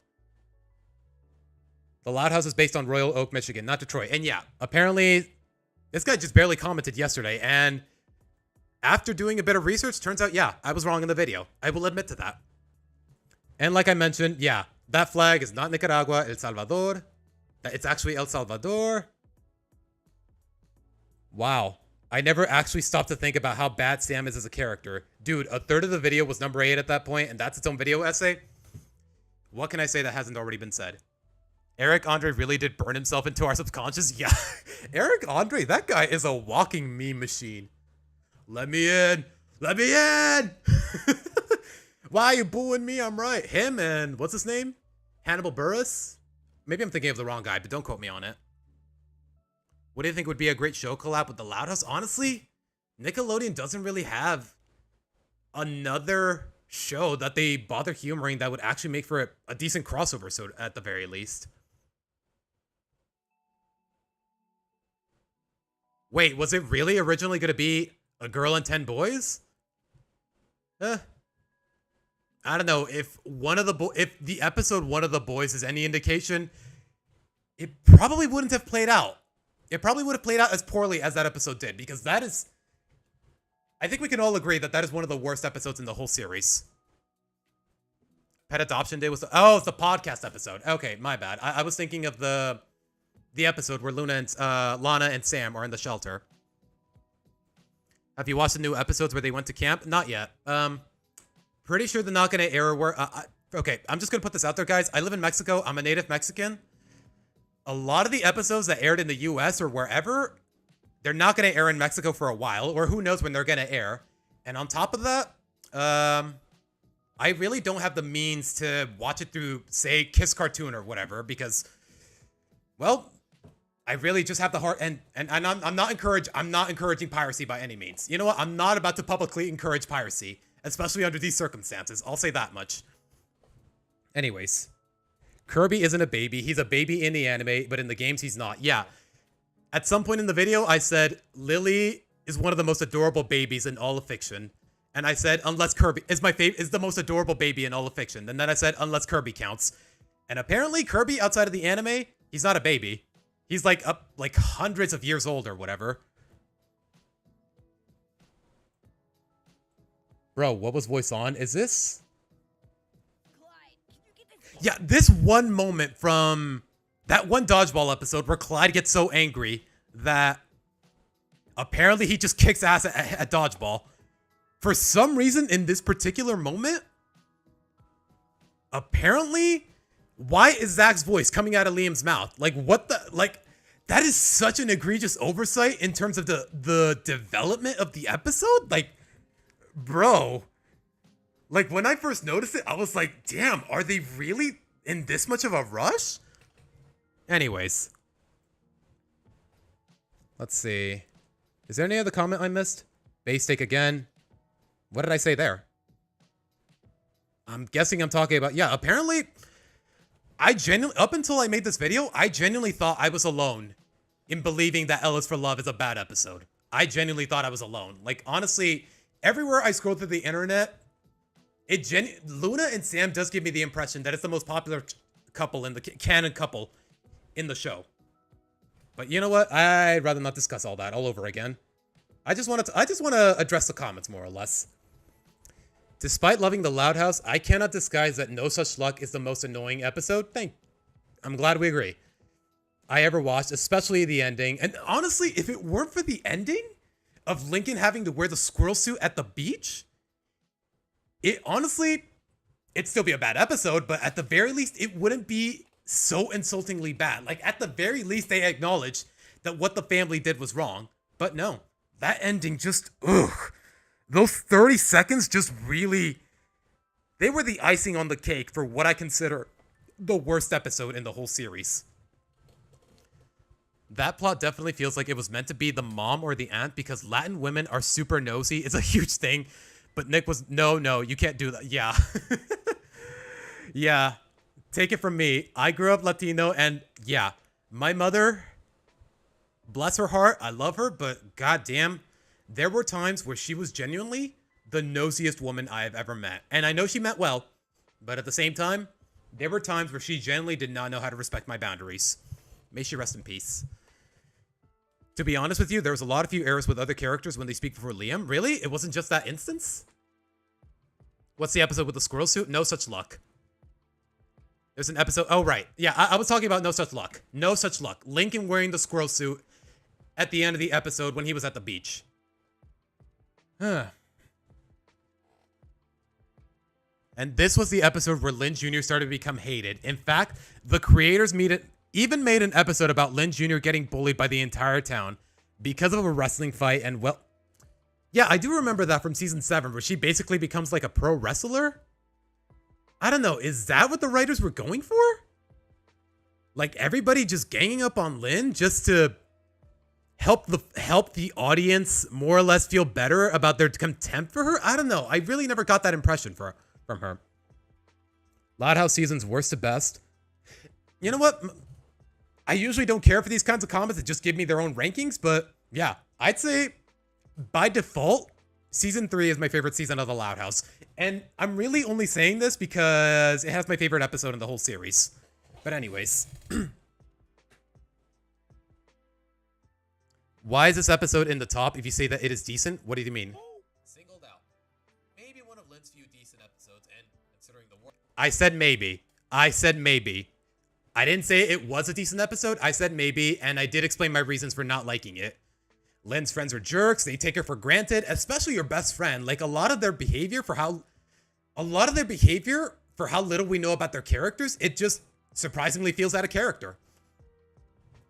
I forget the episode name, but the episode where the two sisters have beef and everyone enables them and even chooses sides and what do the parents do? Yeah, Brawl in the Family. One of the worst. I actually talk about it in the video.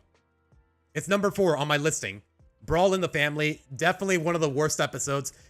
in the whole series. Same writer as One of the Boys, same writer as Ellis for Love, same writer as Force of Habits. Like, this guy, he just has a repertoire of the worst episodes in the fandom. Like, No Such Luck, what I consider the worst episode, it was written by Carla Sakis Shropshire. Hold on. What is her full name? Carla Sakis Shropshire. That is pretty much her only bad episode as far as I can think of. Maybe she has a dishonorable mention that I mentioned, but you know what? Let's see who wrote every bad episode I talked about. Ellis for Love, Kevin Sullivan. Kings of the Con, Sammy Crowley and Whitney Weta. Sitting Bull, I'm pretty sure that was Michael Rubiner, who is now the executive producer. He became the executive producer after Savino left. Let's see. House of Lies. Who wrote House of Lies?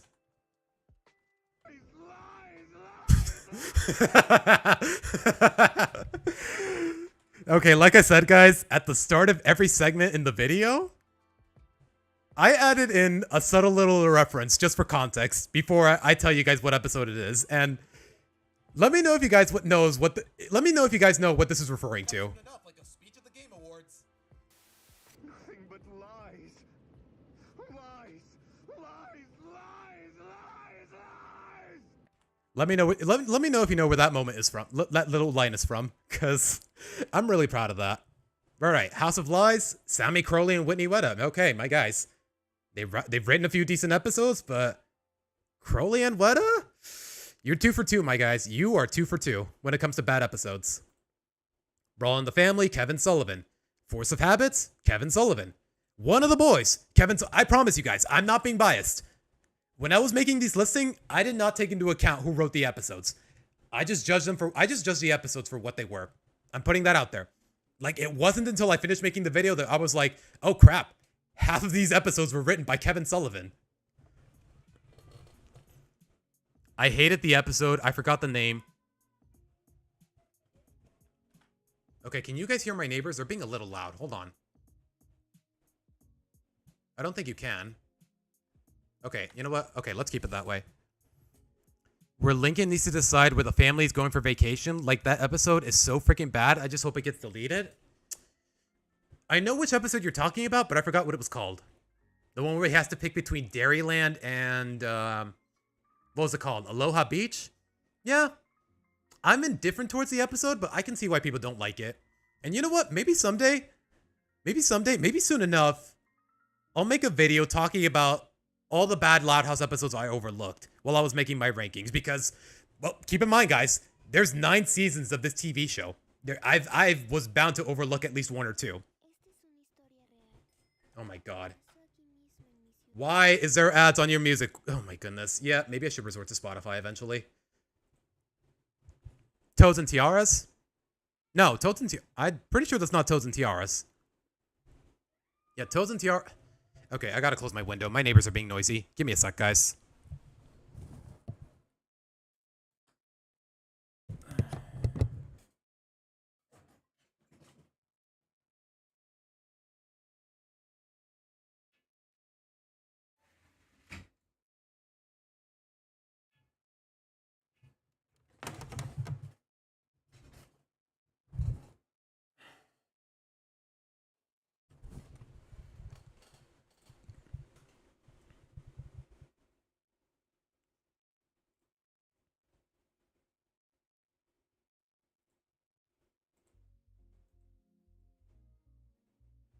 Okay, everything good? Everything good?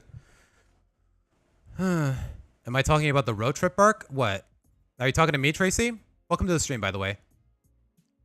If No Such Luck and the other terrible episodes didn't exist, do you think the series would somewhat be better? Well, I mean, obviously, kinda. But at the same time, a lot of this series is just... Like, I genuinely can't remember the last time... Like, there's 1 or 2 episodes in each season where I'm like, at the very least, okay, that was a fun episode. I actually enjoyed that. But for the most part, a lot of them, especially with how many episodes there are in total, I'm just whelmed. Not underwhelmed, not overwhelmed. I'm just really...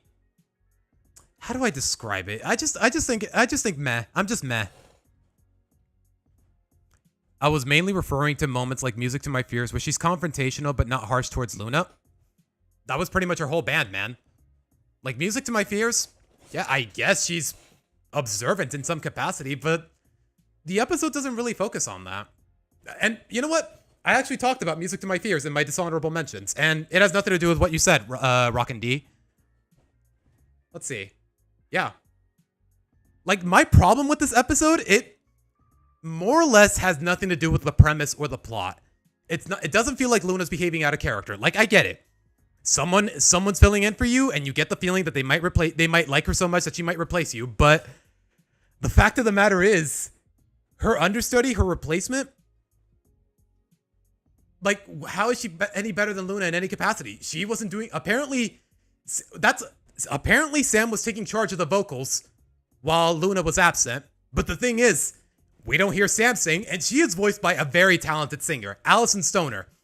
Like, if y'all watch Camp Rock, if y'all follow Allison Stoner on Twitter, she's a Disney alumni, and she's still working on Phineas and Ferb, as a matter of fact. She voices Isabella. She is a remarkably talented actress, and the fact that they couldn't get her to actually sing here, even though they said, "Oh, Sam, you can take care of vocals," and she doesn't sing anyways, like, that pisses me off so much. That is such a waste of potential. And even then, this guest character, Nina, voiced by Christina V, also voiced by another talented singer, and she doesn't sing either. They didn't establish that she would, but that is such a waste, man.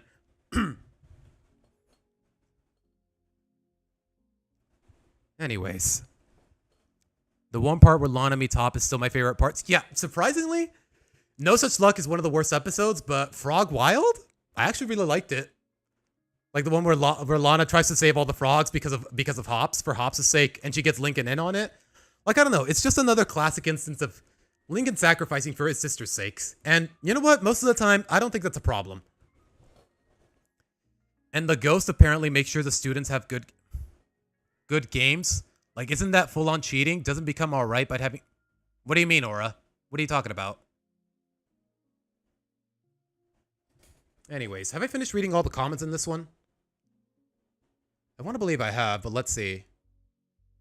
I cut ties with the Loud House after the disaster that was... Oh my god, bro. A Loud House Christmas was goddamn awful, bro. You're telling me this is how they're debuting their live-action version? Like, bro, Loud House Christmas, everyone... It just doesn't sit right with me. Like all of live-action Loud House, none of it ever sat right with me. Like, I don't know. Some things are meant to be cartoons initially. And the fact of the matter is, really Loud House started after Chris Savino's dismissal, so you know damn well he didn't have a say in it. Like, say what you will about his crimes, more or less, about his allegations, the controversies and all that, but he had a decent enough grasp on this show, more or less. He got what he deserved. Yeah, I don't want him to come back, but he knew what he was doing, more or less, when it comes to this show. I just really wish there wasn't so much... What you know what? I want to say baggage, but I want to say baggage, but that would be too disrespectful to his victims. That's all I'm going to say. I think you guys know what I mean. Taunting Hour was much worse than No Such Luck. I asked him to at least explain why he dislikes Taunting Hour, but he didn't. All he said was, I elaborate. Like, what? What am I? I'm telling you, man, some people... Guys, if you're going to comment, please write cohesive sentences. That's all. That's the bare minimum when it comes to commenting on YouTube. If I can't understand what the hell you're saying, then I might just delete the comment because you're just clutter. Like, I don't know. It's just not a good look for my channel when I let all these comments that are just babbling. Know what I mean? But all right. Roy, you're awesome. If your family exploits you like that. Yes, you know what? I'll just leave that comment as is. And then there's, oh my god, this comment. Bro, sometimes you can just tell when a viewer didn't actually watch the video, dismissed everything I had to say, and just said, oh, I disagree. And this is one of those comments. Bro, Ellis for Love is a great... You know what? Guys, thank you so much for actually helping me ratio this guy, because these kind of comments really piss me off. Like, imagine rambling on for like a half hour, 20 minutes or so, giving all these passionate takes, and then some rando in the comments just says, huh, you're wrong, shut up. Like, that's what this comment feels like. That I will not tolerate that kind of disrespect. So thank you guys for helping me ratio him. It's all I can really say. There's an episode set at the golf school where we find out the golf course is haunted by a caddy's ghost who's so loyal he makes sure the students win games. Yeah, Ghosted. I actually talked about it, and yeah, it was really badly written, to say the least. I think like some of the forgotten characters like the neighbor or Lincoln's grandpa should deserve more episodes. Yeah, I feel like the reason Pop Pop doesn't get a lot of episodes recently, with the exception of No Time to Spy more or less, is because his voice actor passed away back in 2020. Fred Willard. I actually talked about him in one of my videos, in one of my Loud House videos for a little bit. Fred Willard, the voice of Pop Pop, also the voice of the teacher, the white teacher that said the N-word in the Boondocks. I'm sorry. How do you go from that to this innocent old man in a Nickelodeon show, man? Like, bro, Fred Willard, he was a one-of-a-kind actor. May he rest in peace, man. Trying to stop Lori from entering college? You mean Don't You Forget About... Forget About Me? Yeah, that was also a bad episode. Also, in my... Okay, guys. I don't expect everybody to watch a full hour and 24-minute long video. But chances are, if you want to talk about an episode you dislike, chances are I already discussed it in my video. That's all I'm saying. But alright. You know what? Let's see what else I have to say. Last week, we already covered the entire Ellis for Love segment, so let's get to the rest of the video, shall we? Is this your game? Huh? Black Panther. Great movie, by the way. Kings of the Con. Bro, the episode... I don't know, guys. Keep in mind, this episode is from season 4, and it was the last time they ever made A-Savvy a plot point in the series. And keep in mind, we're in season 9 right now. It honestly feels like this episode was so bad that the writers were just like, okay, we're never going to do an A-Savvy episode ever again. I can't confirm nor deny it, but it really feels that way. When your half-hour special is so bad, it probably made the writers never mention A-Savvy ever again. No, really, it's season 4, and this is the last time it was ever a subject. Do I think that was necessary, even with how bad this episode is? No way. There is... Yeah, apparently a lot of people really don't like Sleuth or Consequences. Because apparently it seems like... I don't know why people don't like it. They just don't like I guess they just don't like the ending. Where Lincoln bit the bullet for Lucy, so to speak. Where did you get the not the baby part in my video? That's from Amphibia. I think it's the episode where they reunite with Marcy, where they reach Newtopia and reunite with Marcy. Not the baby. I love the idea of Kings of the Con. Yeah, like honestly, like the first 5 minutes or so, I actually really liked it. They want to go to a convention. They want to leave a lasting impression. So they dress up the sisters as the characters from the fan comic that they inspired. Like, honestly, it works off of the premise, the episode Pulp Friction. And I thought it was really good at first, but then they just really fumbled the bag. And honestly, the episode did not need to be a half hour long. Plenty of great episodes that involve it. Like I said, seeing what sticks on the wall. Even though usually this did stick. But anyways, on to the episode. If anyone should get more episodes, it's that hypnotist lady from Gotta Be Kidding Me? I'm guessing that's from the Casa Grandes. I don't remember. Honestly, guys, I did watch the entirety of the Casa Grandes for the sake of impartiality, and a lot of it was just really forgettable, to the point where the whole series is just bleh, meh. There's one thing season 4 of an otherwise amazing series like Community taught me. The notoriously worst season, mind you. Yeah, season 4 of Community. It's crazy how seasons 1 through 3 of Community is probably my favorite sitcom of all time, but after that, it's just, ugh. It's that having an episode at a convention based around media a character likes usually doesn't go well, narratively and critically. And with the Loud House, it's no different. Killed the A-Savvy saga? Yeah, pretty much. I think this is the turning point where they went all, okay, screw A-Savvy. It's all about David Steele now. And like I've said time and time again throughout my videos, a lot of the David Steele episodes are just meh, boring, uninspired. I've talked about it enough. Like, they really had a good thing going with A-Savvy. I don't know why they ever abandoned it. I'm not saying it was perfect, as I've come to establish in this video, but yikes. Which is a shame because the beginning and several elements really emphasize great things. I bet you didn't mention the forgotten episode with the family is sabotaging dad's cooking so they can... No, fed up. I've actually mentioned it once or twice for important context. It's not a bad episode, but it's not really an episode where I'm like, oh my gosh, this episode is amazing. But it gives a lot of important context. And you know what? We'll actually get to it later in the video. You'll see. Like Black Panther would have been better, but was made too late when Disney Marvel got hooked on surrounding characters and carry them instead of the MC truly leading. Shang-Chi had the same issue. I don't know. It feels like...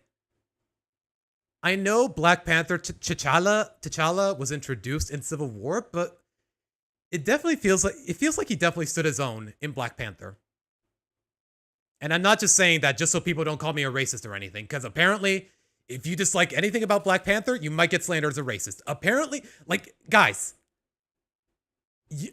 you have no, like, the fact that people have it in them to accuse me of racism for not liking the Casa Grandes, for feeling like it's a soulless cash. It's using Mexican culture as a cash grab.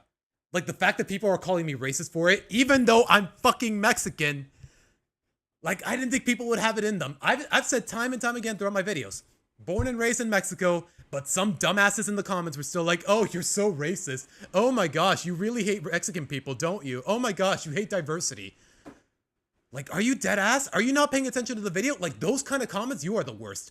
I delete you with no shame. Normally, I feel ashamed for deleting comments, but when you're being rude and disingenuous, you're gone. I don't care. It doesn't weigh on my conscience whatsoever. You think that the creator of My Life as a Teenage Robot should have taken control when Quiz was the creator ever involved? Who did create My Life as a Teenage Robot? Genuinely curious. Okay, at this rate, I feel like I'm talking more about the comments than reacting to the video itself, but let's see. Keep in mind, I am holding the mic with one hand, so I have to type with one hand. My Life as a Teenage Robot. Oh, Rob Renzetti. I've heard this name before. You know what? Let me check his IMDb. This guy was involved in the Loud House in some capacity, right? Oh, he was a producer of Gravity Falls? Hello? Based? Hello? He was a writer on Nick All-Star Brawl 2. Okay. Okay, I don't see any involvement in the Loud House, so why would they have him take over? Of all people. Wait, hold on. I haven't read everything by the looks of it. Producer on Gravity Falls, executive producer on Big City Greens. You know what? I haven't seen enough of Big City Greens, but from what I've seen, I actually really like it. Director on Gravity Falls. Director on Foster's Home. Okay, this guy has the repertoire. Director on Samurai Jack, Powerpuff Girls, Family Guy. Yeah, no involvement in the Loud House. What makes you say that he should be involved? Interesting. I usually hand wave the racist comments because they call you racist, but notice they don't defend the movie itself. I don't think... There's a little more nuance to it than that. Like, there are people who are unapologetically racist, but let's be real, guys. They are so ridiculously uncommon to the point where if anyone says this shit unironically, it's not worth taking seriously. Be real, guys. It is 2025. Racism in America, in North America, is on fucking life support. It is not meant to be taken seriously, and genuine racism is not meant to be taken seriously in almost any capacity. Going to sleep? All right, Tiki Tik. Take care. Thank you for sticking to the stream. I'll probably be back. You know, we're probably not going to finish the reaction by the end of this stream today because I don't plan on streaming past 6 p.m., which is in about 2 hours. So yeah, I'll probably be back next week. Hopefully next Saturday without any interruptions, because I definitely would have streamed yesterday if I wasn't having internet issues for whatever reason. Anyways. It's like the endearing bond between... All right. Back to the video. Lincoln and his sisters, and also his bond with Clyde in this case. TLDR, the boys are going to an Ace Savvy convention, and the cosplayers that leave the biggest impression win a cameo in an upcoming movie. Yeah, honestly, people think it's a little shallow that the sisters only cared about supporting Lincoln because they might win a cameo in the movie. But let's be real, guys. They have no obligation to take time out of their day to spend hours at a convention just for Lincoln's sake. Like, it's a nice gesture, but morally, are they really obligated to? Because one of the biggest complaints I've seen about this episode is, oh, the sisters only care because they have something to gain. But come on, guys. Let's try to be a little impartial about it. With this knowledge, the boys convince the sisters to cosplay the characters they inspired from that fan-made comic contest that he won a while back. Just like that. Boom. Continuity. Already doing what Alice for Love couldn't. Don't get carried away, though. There's a reason why it's higher on this list. Yeah. Like I said with Alice for Love, the only reason it's at the bottom of the list is because most of its problems, or at the very least the problems it provoked, it's spread throughout the episodes that involve Luna and Sam. All of the problems in question are not entirely in Alice for Love. That's the only reason it's at the bottom of the list.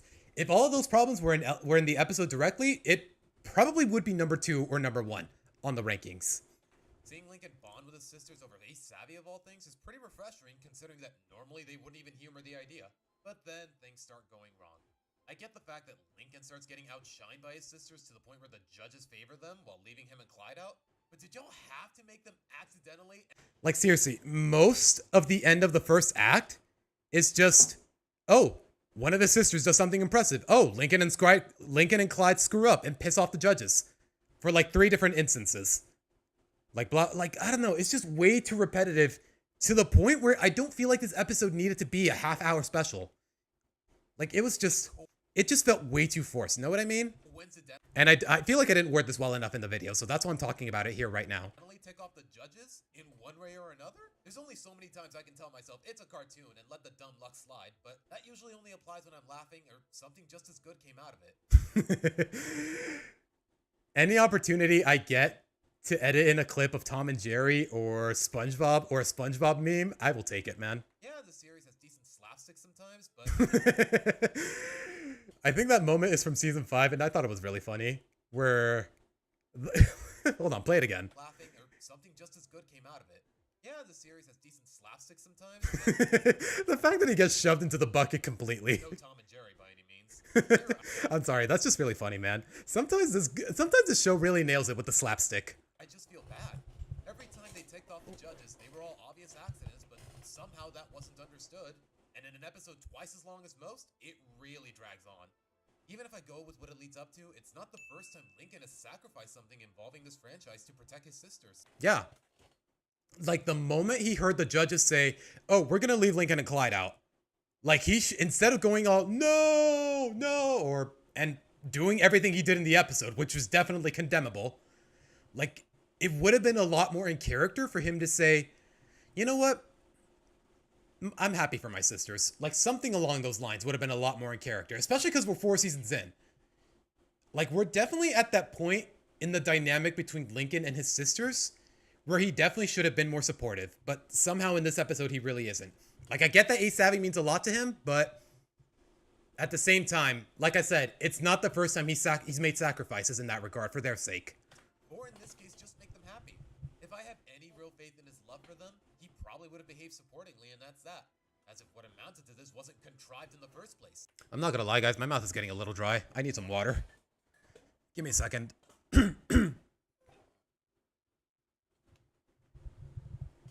Yeah, time and again, like, a lot of the Ace Savvy episodes, they were just a lot of fun. Like the one where, you know what, I've talked about it in my other videos. Maybe I'm gonna get to it eventually, but I've talked about Ace Savvy time and again throughout my videos. So go take a look, guys, or just wait till I get to it. I'd rather not talk about it here while I don't have to.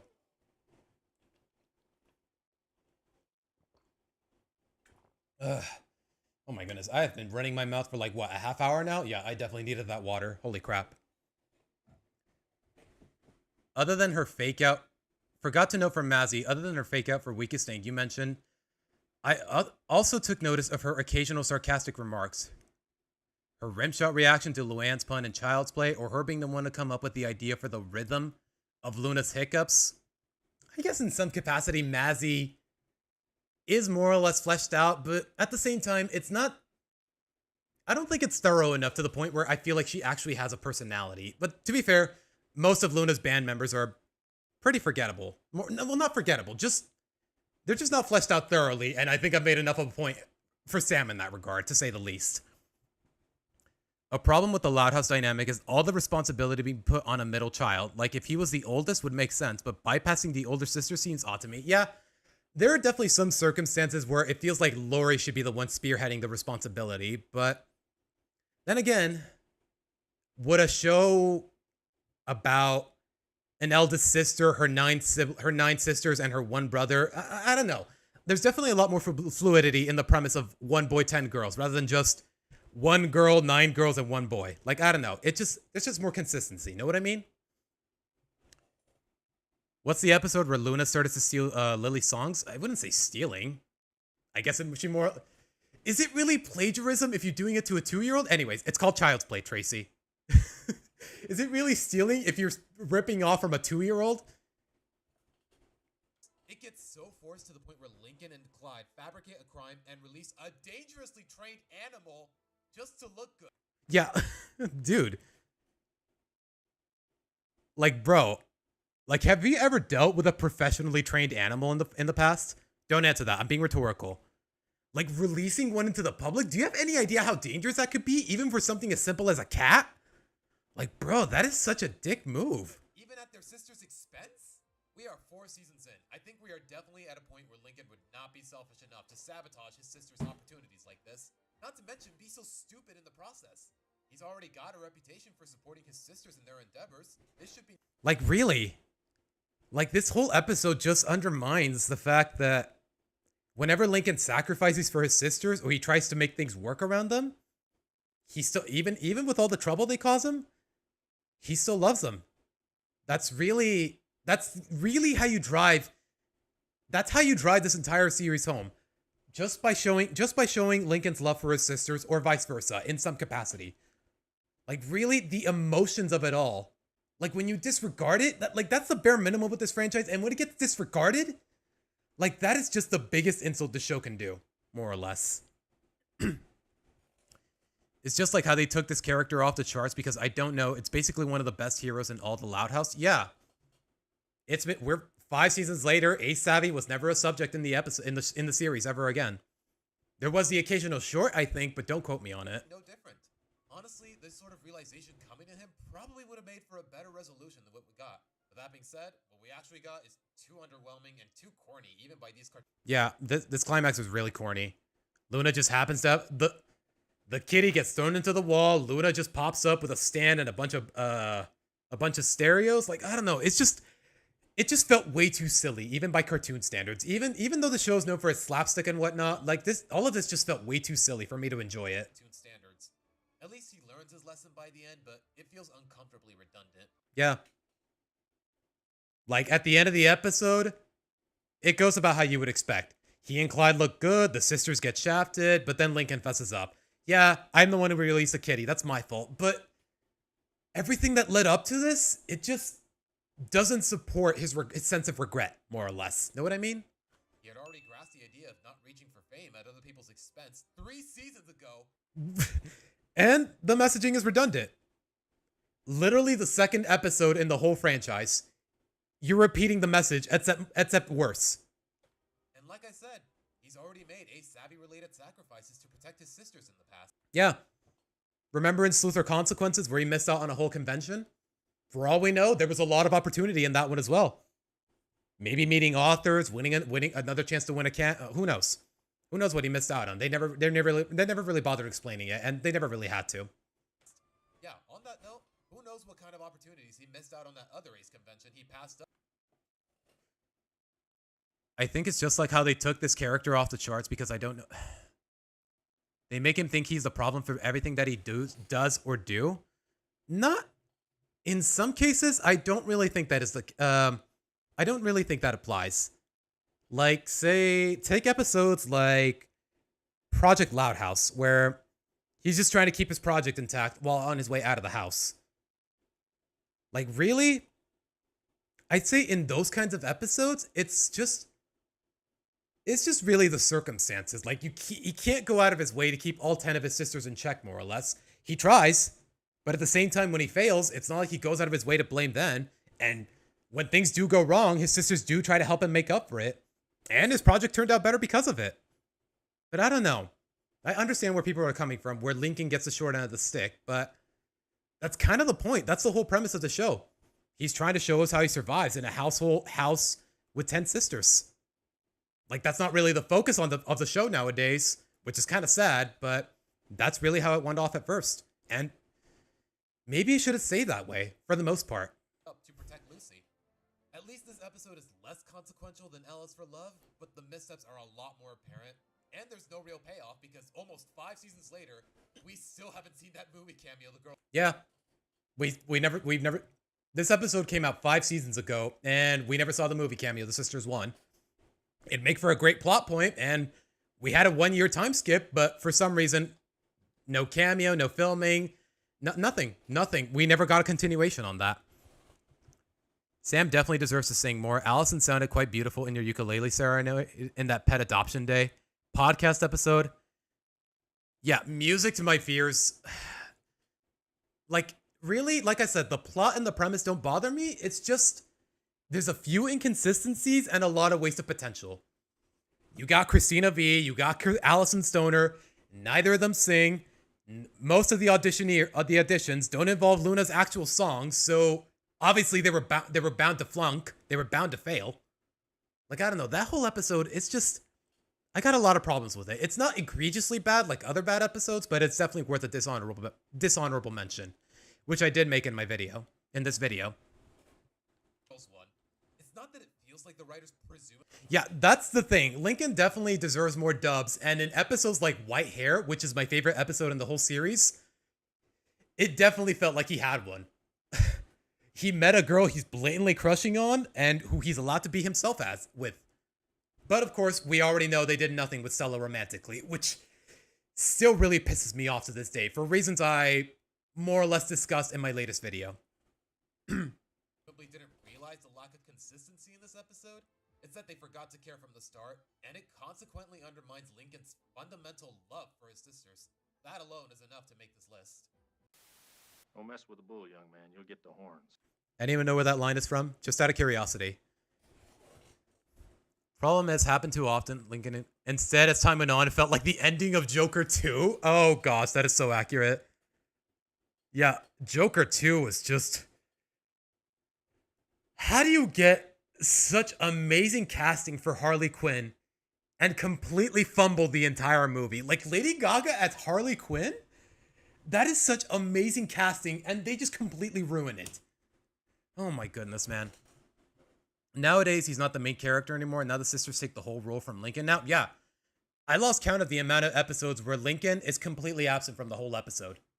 Like, I don't know, man. That's what happens when the series goes on for too long. You just run out of ideas to do with your protagonist. I really do hope Nina reappears in the future sometimes, potentially as a Moon Goats opener, or just a part of Luna's circle despite not being in the band per se. Honestly, does this show really have the budget for Christina V nowadays? Because she's a really big name voice actress nowadays. Like, that woman is everywhere. That woman is everywhere, from indie animation and video games. Like, she voices a lot of Fire Emblem characters, and y'all already know I'm a big fan of that franchise. Sitting Bull. Oh my god, Sitting Bull. I'm gonna tell you guys, as much as I enjoy reacting to my videos with my chat, just going through these episodes all over again and going through my frustrations, there's a bit of discomfort to it, but at the same time, I'm enjoying it. I'm enjoying myself. I hope you guys are too. It's bad enough when mischaracterizations are pushed in the show, but when they're flanderized and it's treated like it's a good thing, that's just as bad, if not worse. It's like that one Family Guy episode where Peter gets legally classified as mentally... Yeah, I can't even say the name of this episode without getting demonetized because, well, y'all knew how Family Guy was in the early 2000s. They just didn't give a shit. It was actually really funny, but they just didn't care. Well, I can't... And looking back at it, I do not like this episode. You know, the one where Peter applies for the MacArthur grant and he gets legally classified as the R word. Let me put it that way. Low-key, it would be nice if this show had a SpongeBob-like revival and just dial things back to the Loud House being funny, down-to-earth show again. Well, we'll see. demonetized. Yeah, the Loud House revamped. The longest piece of literature in the world is a Loud House fanfiction, and apparently it got wiped off the face of the internet. Don't know why, but if I'm being honest, guys, would it be rude of me to say good riddance? Like, I don't know, man. Like, what could possibly inspire? Never mind. You know what? That's all. I'm not gonna get into that whole debate. Then again, I can't get monetized in general without 1,000 subs, so Holy crap! I was at 750 subs at the time of this video. Thank you guys so much for all the support. We are now at around 16,000 subscribers, 1,116 subscribers. So thank you guys so much for the support I've gotten throughout the months. It has been a crazy 2025 for me because considering how inconsistent my uploading was in the past, I never thought it would be possible for me to reach 1,000 subs. Which says a lot because for some people it's really easy. But for me, I didn't think it'd be possible until this last video last week blew up. So thank you guys so much for the support. this is a good time to remind you guys to like and subscribe. Anywho, he abuses a notion, accidentally gets his wife hospitalized in the process, and loses custody of his kids. Only for none of that to mean anything and get everything back by the end of the episode. Or in the owl house, when Luz brought a pack of snakes to school for Okay, we more or less discussed already the comment addressing this. I do need to watch more of the Owl House eventually, just for the sake of impartiality, but I will say this. The pilot and... Well, I saw enough episodes to the point where I understood what was going on in the finale, and I did watch all those 1 hour specials, and to say the least, Luz's character arc left a really lousy impression on me. Like, it honestly did not feel like she grew as a character whatsoever. It honestly felt like the writers were just saying, oh, she was right all along. Just judging from the pilot and everything I've seen. Like in the first episode, she accidentally released... Her quirkiness almost got her class... Her quirkiness, it got all these snakes unleashed throughout the school and presumably got some of her classmates hurt or killed. And the fact of the matter is that at the end of the pilot, she completely escapes the consequences by running away to the Boiling Isles. Like, I'm sorry, we're just really encouraging really bad behavior on these kids, on this character in particular. Like, the writing just feels so immature, more or less. because she thought it'd be funny. Only for the plot and its conclusion to basically bail her out of the consequences while implying she did nothing wrong. Because for some reason this show thinks just being quirky guarantees... Like, honestly, this whole episode, the symbolism, the messaging, the character development, I did not... The first episode, I did not like any of it. Like, wow, the bad guys own a jail called the Conformatorium. Very subtle metaphor, Dana Terrace. Very subtle. Like, wow, embrace your weirdness. Like, I don't know, guys, but I've seen this kind of messaging over and over again in media. Like, seriously, if you want a show about encouraging weirdness in a genuinely healthy manner, Gravity Falls is right there. Like, the Owl House just tries to ride off of its coattail, and it doesn't do it well, in my opinion. sympathy. Oh, but she's just misunderstood, my brother. Like, the moment Lou said, all I ever wanted was to be understood. Like, are you fucking kidding me? You almost got your classmates killed, and that's your biggest takeaway? Like, bro, I just don't like Luz no Seda as a character. Mother and cries, for all we know, she killed her classmate. Yeah, a snake bite to the brain is not something to gloss over. Long story short, Lynn starts babysitting like the rest of the older sisters, and it goes about as well as you would expect. With how abrasive she usually is, it doesn't exactly appeal to people paying you to look out for their children. Lynn grosses them out during their bedtime stories, forces hard workouts, makes them eat raw eggs. Like, girl. You think a girl with like... You think a girl with 6 younger siblings would at least understand how to take care of children, but for some reason, that's not really the case. And basically puts them... So yeah, this behavior more or less is out of character. Things that no child at their age is ethically should have to go through. Unsurprisingly, the sisters fire her, but... Yeah, honestly, all those circumstances at the Owl House of the in the pilot of the Owl House, you know, Lou spilling out all those guts while performing Romeo and Juliet, it makes it seem like she's not quirky and she just likes doing this shit for the attention. Like, she really does give clout chasing vibes. You know what, Brewster Ninja, you are onto something, my guy. she's too stubborn I'm just glad I didn't have to say it out loud for myself because, yeah, I agree. to accept that her methods are too much, and she's making things worse. She takes clients meant for her sisters behind their backs and Like, this just didn't make any sense. Like, girl, they fired you from babysitting for what's basically child abuse. So what does she do? Oh, grab the phone when they're not looking and take up more clients, destroy the business. Like, girl, I know she's 13, but she's really not this petty, man. Like, what the hell is this episode? turn these kids' afternoons into a trial The babysitting episode? It's called Sitting Bull. and error horror show. Oh, it doesn't stop there.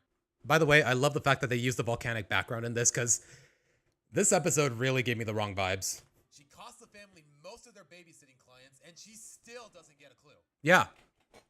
Honestly, getting fired from babysitting was a mercy. She straight up could have gone to juvie for what she did. Making the kids wrestle, making them eat raw eggs. You know what? Child abuse might be a bit of an exaggeration. What's the episode of the season that dropped the ball in writing quality? Tails, that's the thing. That's the thing, my guy. There's at least one bad episode in every season, so you can make a case for all of them, man. To the point where it's consistent, I would say it starts in season 5, or at least most people would say. Guys, just because she's stubborn doesn't mean she's an idiot. Even then, usually one anecdote is enough for her to... You know what? That's a discussion for later. Yeah, I was talking about the squirrel suit and No Such Luck. That's what I was talking about here. Yeah. Usually it's really easy to prove her wrong with Lynn wrong with her ideology, but for some reason that didn't happen here. And keep in mind, this episode is from season 4 and No Such Luck is season 2. So yeah, another blatant disrespect to the continuity. It's always hard to think of the family as broke when one of their kids is full on super smart, selling tech to shady government. That's the thing though. What are the odds that Lisa would keep most of that money to herself? She invested that money in a bunker and a bunch of technology, but yeah, I feel like her parents would be the kind of people who'd say that Lisa has the right to keep her money to herself because she earned most of it. Almost to the end of the episode, that kind of regretted of abusing their sister about. What do you mean, John? This is all bad enough, but the messaging is the real issue. Yeah, boy. The older sisters trick Lynn into thinking she was right, which she sure as hell isn't, but go on. And they convince her into babysitting a group of quintuplets notorious for tormenting babysitters just to humble her. Which, yeah, is kind of a dick move. Yeah, you would think... Like, you would think that instead of just trying to torture Lynn or get back at her for ruining their business, you'd think they'd be a little more mature about it and say, you know what? If Lynn actually just is really this eager to babysit, then maybe these notorious quintuplets can actually humble her a little bit. But that was not the mentality they were going for whatsoever. They were just going, oh, wow, they're going to make Lynn miserable. Then she'll finally learn her lesson. Like, no, man, that's just dickish. But surely they deduce that if anyone can keep up with them, it's her, right? Yeah, not what happens. Of course not. Oh, but it gets even worse. The sisters apologize to Lynn for setting her up like this, and get this. They act like they were in the wrong the whole time. I beg your pardon? Originally, the clip I was going to edit here was this. Hold on, let me show you guys. Instead of just editing, like, when I saw this episode, I was livid, man. Instead of the guy just going, I beg your pardon, this is what I was going to put in there.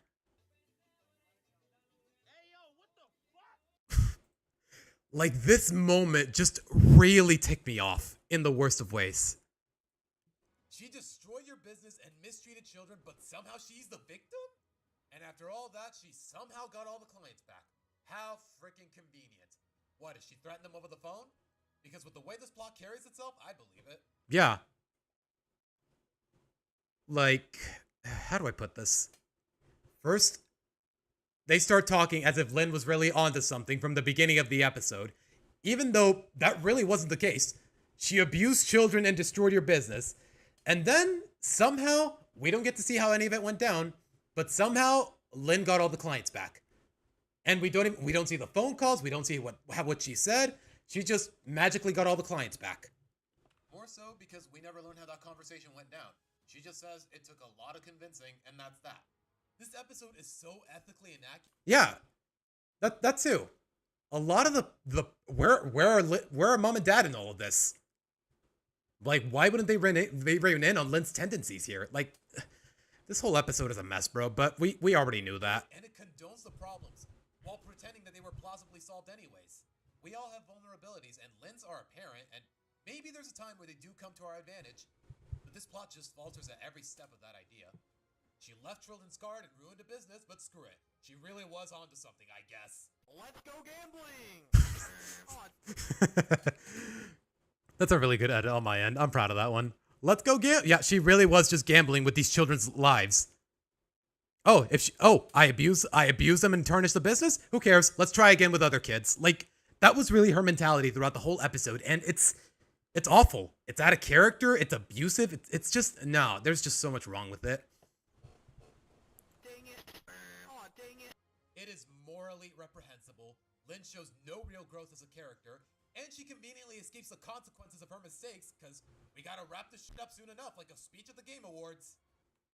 I don't know if anyone understood that joke, but I did, so.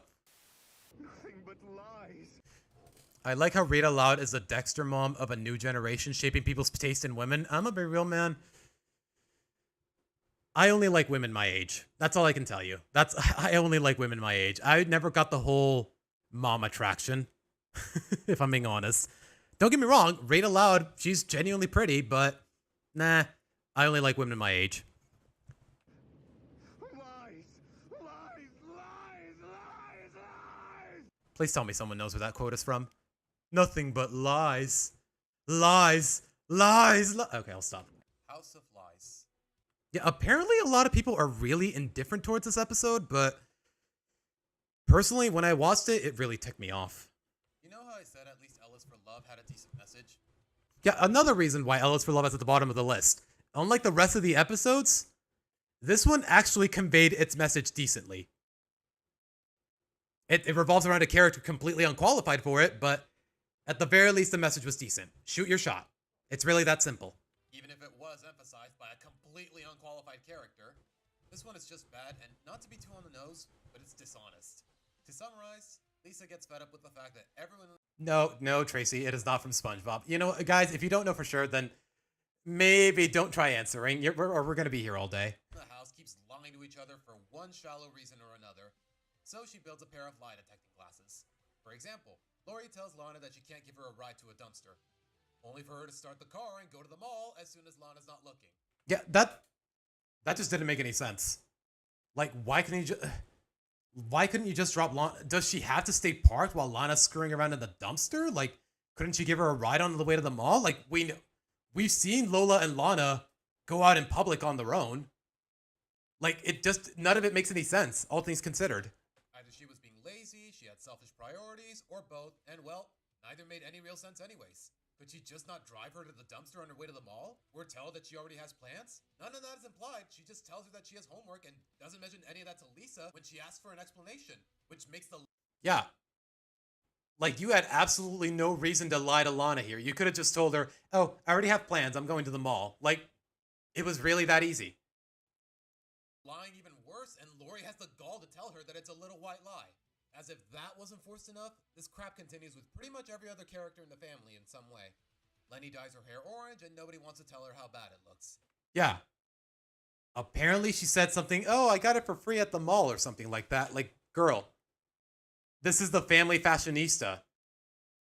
Like, how would she not realize that orange just clashes with her outfit? It doesn't look good on her. I think if anyone in this family would know that, it's her. But for some reason, it's everybody except her. Like, that just makes no freaking sense. What episode is this? House of Lies. Never mind that. How would the thoughtful family fashionista not realize that it looks terrible? I'm no fashion expert myself, but... And even then, like, I think if any... No, you know what? Hold on. Let's let it play out before I say anything. Even I know that it clashes with her outfit. Even she would probably say something like, orange is not my color. Another example. Lynn Sr. is cooking a dish no one likes for dinner, and no one wants to tell him that it's bad, or told him it was bad the first time. Yeah, Lynn Sr. The aspiring chef so talented he got promoted out of dishwasher in one try. Yeah. He was lucky enough to fill in for a chef back at the restaurant he was working in season 2. And apparently the head chef liked it so much that he got promoted out of dishwashing. But for some reason, he is still capable of performing. Like, I get it. If you're experimenting with your cooking, something is bound to go wrong. But the fact of the matter is, that doesn't add up for Lynn Sr. in particular. And won over a private investor with his freaking leftovers. And yes, both of these episodes, A Fridge Too Far, and Job Insecurity, both of these, I'm pretty sure both of these did air before House of Lies. I have no reason to think that nobody in this family has the heart to tell him that this dish could be better. Yeah, the whole family knows that Dad is a talented chef. He cooks for the whole family. And yet, for some reason, nobody wants to tell him, I don't like it. I don't like this dish. Especially his wife, or say even Lenny. The latter's usually dumb enough to blurt it out without thinking anyways. Gotta go. Has been fun exploiting plot holes. All right, Brewster Ninja, take care. Thank you for sticking by. I hopefully will be back next Saturday around the same time. Because I keep in mind, guys, I work 10 hours every weekday and I get weekends off. I get weekends off in their entirety. Next week we'll definitely stream Saturday and Sunday, but the week after that, I definitely can't stream because I will be traveling. I will be out of town. Let me put it that way. If you guys follow me on Twitter, you'll know where I'm going, but other than that, that's all I'm going to say for now. They trash the food when he's not looking and order takeout behind his back. Yeah. Just tell him the dish is bad. Why do you gotta... One, the toilet is going to get clogged when you throw that food in, and that's already a whole nother issue. And two, well, I actually addressed it in the video, so... Well, so much for the family's budget. It's not like you've ever shown that money is tight in this family of 13. Oh, wait. Yeah. It's a loud, loud, loud house. They mentioned that money is, unsurprisingly, money is tight in a family with 11 kids. And in Fed Up, the food budget is so tight that they have to eat the same dinner every day. They have 5 established dinners for every day of the week. But for some reason, all of that is completely disregarded in this episode. Like, they're not bad ideas. It's like they just forgot about them. Even with how sensitive he is, he could probably improve the dish no problem. It wouldn't be the first time he salvaged something so disgustingly inedible. That too, actually. Like, if this dish is so disgusting, these kids have seen their dad improve an insalvageable dish in the past. So why couldn't they just tell him that he could improve this one? The solutions are so simple when you so much as respect the continuity of the series, but the plot insists that lies are a must. But screw all that. It's all about the fucking messaging. Little white lies or whatever. Oh my god, this episode really makes me mad. All of these do, but you know what I mean. Honest question, do these writers watch their own show? Just from this episode alone, it really doesn't seem like it. Here's another example. Lisa catches Luann lying about stealing Luna's gong. Yeah, this moment in particular really made no sense. Luna's like, hey, Luann stole my gong. Luann was like, no, I didn't. No, I didn't. You're lying. You're lying. And Lisa says, you're lying. I know you stole it. No, I didn't. You're still lying. Like, why? What would Luann have to gain from taking the gong? Like, I don't get it. It just doesn't make... I'm going to sound like a broken record at this point, but it just doesn't make any fucking sense. Even without the lie detector, why did Luann deny it? Or better yet, why did she not just ask to borrow it? Could she not be trusted to keep it in one piece? Is she suddenly a kleptomaniac? No reasons mentioned either. The ambiguity of these motivations just make the line seem even worse, as if it wasn't petty enough. The family gets so upset at the fact that... And seriously, is lying really... Are these little white lies, quote unquote, so common in this household that all 10 of them... No, 12. All 12 of them get mad at Lisa because they can't get away with it anymore? Because this really wasn't a common practice. Not until apparently this episode, for whatever reason. Like, is lying really so common in this household that they get mad at Lisa for exposing it all? they can't get away with lying to each other over all... Like, I get what the episode is going for. Sometimes you gotta be a little dishonest to help smooth things over.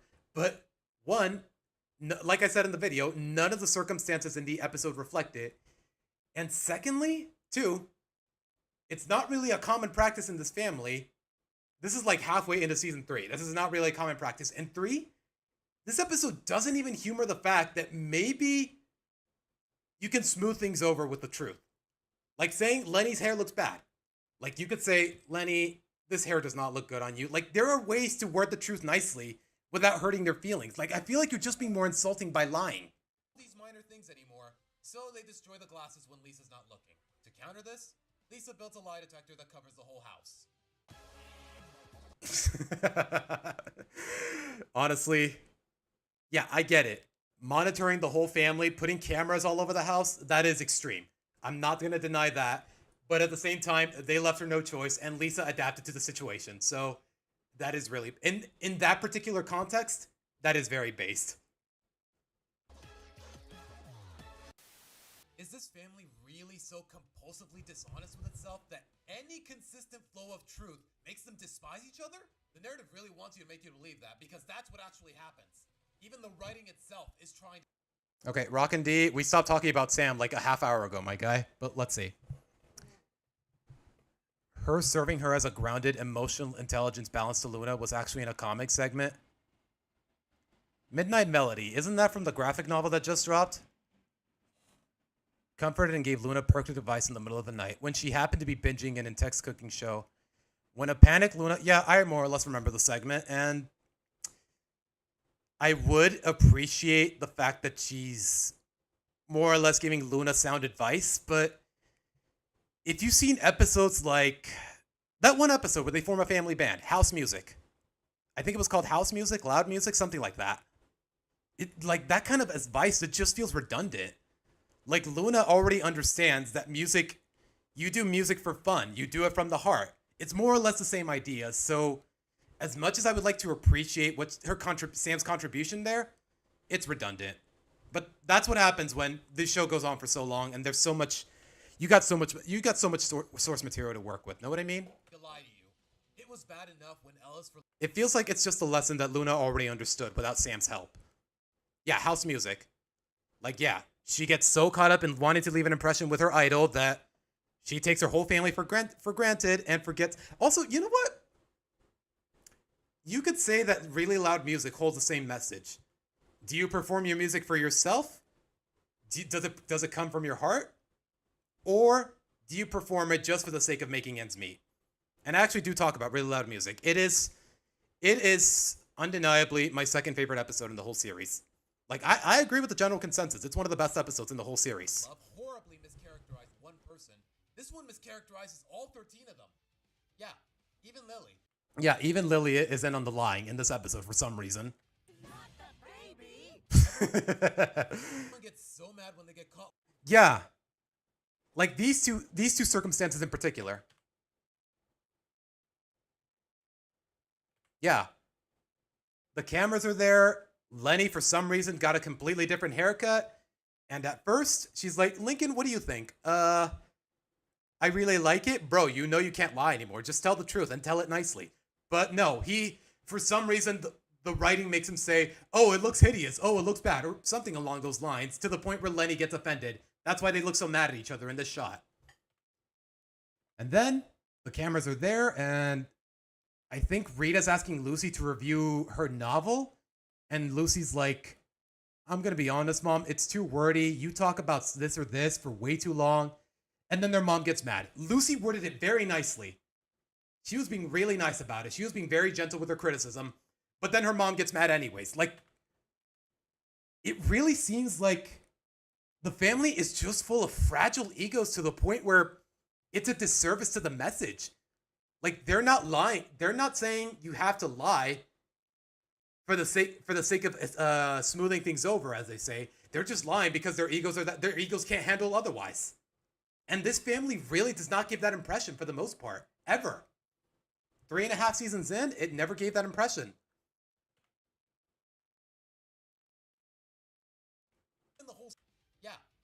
They get mad at Lisa, and they claim that the lie detector, not even the whole system, just the glasses, is too extreme.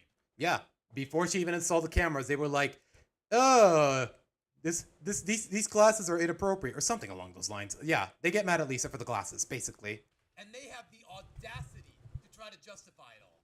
Sweetie, I agree. But sometimes a little white lie helps smooth things over. Smooth what over? Lori's laziness? Luann's supposed kleptomania? The one instance where it would actually be in character for Lenny to be self-aware? Yeah. We all know Lenny's a dumbass. The one of the very few things she's genuinely very attentive towards is her sense of fashion. And you mean to tell me that she fumbles this too? Like, no. Like, are you kidding me? There's some accuracy in the idea that forcing the truth or saying it at the wrong time is a bad thing, but none of these circumstances presented in the episode reflect that. Yeah. It's not like in The Good Place where they have to lie because they're undercover in the depths of hell. Yeah. You straight up have nothing to lose by being a little more honest with your family. That's just... this episode is a whole mess, guys. And the annoying part is, I've seen a couple reviews of this episode, and the comments all say, "Oh, this episode's fine. Oh, this episode's not bad." Like, honestly, it genuinely feels like I feel like I'm alone in saying that this is one of the worst. That's your family, you dumbasses! And the worst part is that by the end, Lisa caves in and helps destroy the detector, all while surrendering to the little white lies mantra.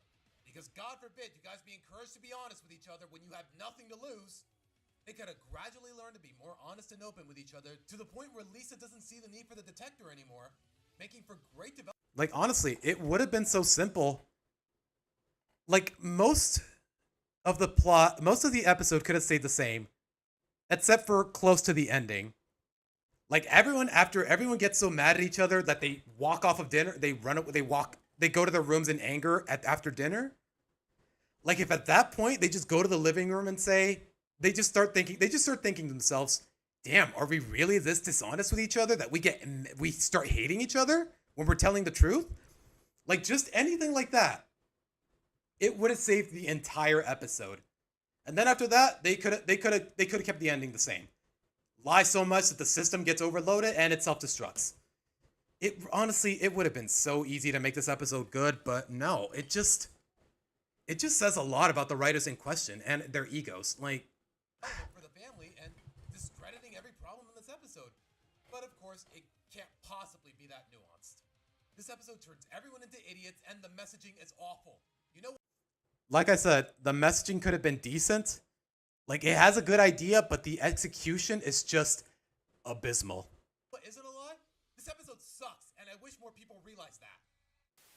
Free for all! Okay, if you don't know where that's from, you don't have a childhood. If you don't know where that line is from, you straight up didn't have a childhood.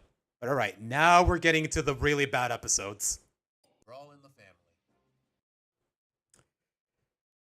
Kevin Sullivan, guys. Kevin Sullivan. Not the first time. In my opinion, the worst writer the series has ever had, and nowadays he's the co-producer. What does that tell you? Lincoln got the short end of the stick for any of his sister's sakes. Like when he lied about liking Princess Pony to protect Lucy from getting teased. See, now that would be a little white lie. Or humiliating himself on camera to make up for the fact that he did the same thing to his sisters. Yes, Tracy. There you go. Time again, Lincoln bites the bullet because he loves them. It was the right thing to do. Or both. The Great Outdoors, Mr. Chloe? What do you mean? If you're talking about one of the new episodes, if that's one of the new episodes, then I probably haven't seen it yet. Like I said, guys, I live in Mexico. Most of the newer episodes haven't aired in my country yet. But in Brawl in the Yeah, apparently he's written an episode or two in season 9. family, he gets screwed over without deserving it, and worse, his sisters are to blame. Lori and Lenny get into a fight. I mean, what can I really say about this episode that hasn't already been said? What's his name? Mysterious Mr. Enter did a really thorough analysis on this episode, and for all I know, it might pop up in my recommended. Yeah, there it is. Yeah, he talked about this episode for like 15 minutes, and more or less everything that happened there, I agree with it. Yeah. Brawl in the Family is just one of the fucking worst, man. For incredibly stupid reasons, even by cartoon standards. Yeah. Like, I know Lori and Lenny are a little fashion obsessed, but getting into a fight because you both own the same dress? Like, even if the seller told you, "Oh, it's one of a kind," like, really? You're gonna get into a fight with your sister and your best friend over this? Like, no. It's just way too bitter. Like, the conflict just feels so forced. And thus, the And that's the least of this episode's problems. so-called sister fight protocol is in effect.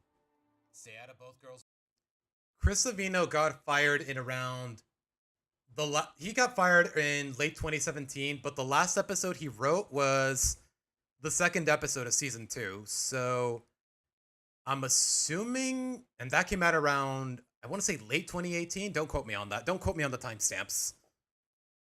So yeah, around early season 3 is when Chris Savino stopped being involved with the show.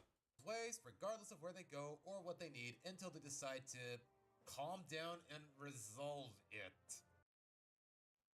Should have done the Shrek 3 thing where the characters, what, you mean Pinocchio? Where he's just circling around the truth for like to the point where all of his friends blow his cover. Gotta go to the bathroom, Lincoln? Too bad. Lenny's in there venting. Why? Is it really girl, this is a house with 13 people, and you're using the only bathroom this house has just to vent? Like, people need to use the bathroom. People need to make... Okay, you know what? I don't want to be too graphic about it, but taking up the bathroom of all places for your ego's sake, that is disrespectful to your whole family. How does anyone tolerate that? Go poop in a bucket instead. No, really. Hungry for a snack in the kitchen? Nope. Off limits for some unexplained reason. Like, okay, maybe... No, the kitchen doesn't make sense either. Makes more sense than the bathroom, but no. How about you go settle for this bagel Lisa found on the couch? And for some reason, instead of providing him an actual snack, Lisa just gives him a bagel from under the couch. It just makes no fucking sense. And for some reason, don't tell him what's wrong with it until he realizes by tasting it. What was even the point of that? Lori and Lenny need a divider in the room? Use Lincoln's blankets without even asking. I'm sure he won't mind. Dump some dirty laundry on him to make up for it. Okay, that's just cruel, and it makes even less... Why? Just why? If this fight is between Lori and Lenny, why are you making it Lincoln's problem? In any capacity. Why are you trying to poison him? Why are you restricting the bathroom? For anybody's sake, not just Lincoln's. Why are you taking his blankets without asking? Why can't they use their own? Why can't you use one of the other sisters? Why can't one of them give... Why can't you ask to borrow one of the sisters' blankets willingly? Why did you just take his without asking? ...sense than the bagel. Unsurprisingly, he starts getting fed up, and when he tries to question why he's at the mercy... He can't even watch the TV peacefully. Because apparently Lori and Lenny don't like the noise, which also doesn't make any sense. They're upstairs in their own rooms. They probably can't even hear what's going on the TV. ...their whims. The rest of the sisters shut him down and tell him that he wouldn't understand because, and I quote, It's a sister thing. You wouldn't understand. How many sisters does this guy have again? Don't you think the guy with 10 sisters would understand what's going on with his 2 sisters? yeah, the guy with 10 sisters who's lived in that household his whole life couldn't possibly understand this protocol. Yeah. If there's a whole protocol behind all of this, how does Lincoln not even know it exists? Let alone be more aware of it until now. Honestly, guys, I was just really lazy. I'm not gonna lie, sometimes you want to cut corners, and I was too lazy to re-record that line, just because, keep in mind, guys, most of my editing, I do it on my laptop, but in order to record and use OBS, I gotta boot up my PC all the way from scratch. So there are times where I'm just not in the mood to re-record a line, and I just want to get the editing done and over with. Bobby knows, their parents know. In fact, they're so aware that they lock themselves in their room with Lily when the protocol kicks in. Yeah, if this protocol is so violent that the parents have to barricade their room and take the innocent baby with them. Like, do they know their sisters their daughters get into physical violent fights? Whenever the protocol kicks in? Like, if it's that bad, then maybe you should be reining in instead of being afraid of your own daughters. Like, what? What are we doing, man? Yeah, real Parents of the Year material. Would it kill y'all to be... Yeah, this is one of those instances where Lincoln definitely gets the short end of the stick, and it's not out of love for them, and it doesn't make any sense at all. He did not deserve it, and he did not take it willingly. responsible adults and make your borderline grown daughters actually deal with this? It's like there's a sense where Lola, there's a sense where Lola reading a book even though she doesn't know how to read. That's the thing though. In Read Aloud, they they described her illiteracy as she can read a sentence or two, but she struggles with reading full on paragraphs. Know what I mean? Like it's vague enough to the point where the premise still makes sense. It's not as inconsistent as you might think, Tracy. Like Read Aloud is definitely one of my favorite episodes in the whole series, and yeah, I know why I get why people might have that complaint, but when you listen to all the context, it still makes sense. You might be wondering what started all this. Oh, you know, the simple coincidence of buying the same dress and refusing to return it for the sake of the other's ego. Yeah. Y'all remember the show's opening?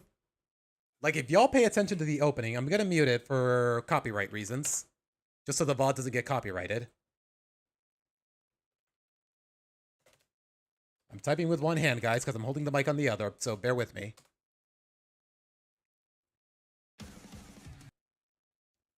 Look closely. Just look very closely. Lori and Lenny fighting over clothes. It's pretty much, in the early seasons of the show, it's more or less a running gag that they're fighting over clothes. I'm assuming it's, they don't really explain it well, but I'm assuming it's because Lenny's too dumb to realize that it's not her clothes and she shouldn't be borrowing them. So the one time she has her own copy of the clothes she's not even borrowing, they're still fighting over it. Like, are they seriously this envious? Like, it just doesn't make any sense. It's called gaslighting the audience. What do you mean, Aura? What do you mean? Told you it was incredibly stupid. I'm not surprised that Lincoln made things worse by trying to spur the girls into making up. Like, yeah, he's more or less just standing up for himself here. Like, he's the one getting screwed over here, not Lori or Lenny. Their egos are tarnished, but that's about it. Just their freaking undeserved egos. But Lincoln's the one getting poisoned. He's the one that can't use the bathroom. He's the one who's getting his blankets taken without even being asked, without his consent. But I really don't blame him for trying. The whole household was basically being held hostage. He takes all the collateral damage. And okay, that makes even less sense. Lana she's like, Lincoln is like, hey, where are my blankets? Oh, don't worry, brother. Don't worry, big brother. I got a substitute. And she just dumps a bunch of dirty laundry on him. Like, why? How is that funny? How does that make any sense? Let alone, how is it funny? Over something he unreasonably was not made aware of. And what started all this was obnoxiously absurd and out of character to begin with. But sure, man, after all of this, yeah, I totally believe the guy that wrote Luna and Sam's relationship is. I'm sure the guy who wrote this totally understands the dynamics of Luna and Sam's relationship. Like, I'm sure it's just as nuanced as people are making it out to be. Like, seriously, keep in mind, this episode and Ellis for Love have the same writer. That's all I'm gonna say in that regard. The people trying to tell me that there's some sort of nuance in Ellis for Love, I don't mean to be too dismissive, but I sincerely doubt it. All things when you take stuff like this into consideration, I sincerely doubt it. How is he supposed to stay out of their way when literally every sister is getting in his? Not one choice in this episode, except for Lincoln's, made any real sense, and somehow he's painted as the bad guy for it? He gets Lenny to switch rooms with another sister, only for all 10 of them to be divided over who is right. It gets so bad that they threaten to hurt him. Yeah. Lincoln's like, okay, Lenny, switch with Luna and Luann. Switch with Luna or Luann. It doesn't matter who. So they stop fighting and they actually stay apart from each other. But then, I don't know who it was that went to Lori and Lenny's room, but apparently they started disagreeing with Lori. They all start disagreeing with each other to the point where they want to hurt Lincoln. Like, seriously? Is this supposed to be some sort of feminine stereotype? Where if women disagree with each other, they just start getting violent? Like, what are you trying to convey here? Never mind the fact that it's sexist. Like, what are you trying to convey here? And he feels like he has to run away from home and spend the rest of the day with Clyde. Bro, how awful are your parents that they can't even bother trying to help? And yeah, the parents do absolutely nothing throughout the episode. That's probably maybe the worst part, but hold on. Their daughters make up in some way. Are they seriously this unassertive and scared of their own children's tendencies that they lock themselves in their own room? No. The answer is no. It's not the first time Rita... Yeah. Before their faces were revealed and whatnot? Okay, I don't think they still were at this episode, but in the sweet spot, yeah, they wrecked the whole van. And immediately their mom was like, Everyone back to your rooms. You are all grounded. The road trip is canceled. Like, it's not impossible. They already showed that the parents are perfectly capable of asserting authority, but for some reason, they completely chicken out in this episode. Same writer, by the way. Also written by Kevin Sullivan. But of course, oh my god, this writer. How does this guy still have a job? Genuinely, how does this guy still have a fucking job? Oh my god, bro. Oh my goodness, this pisses me off.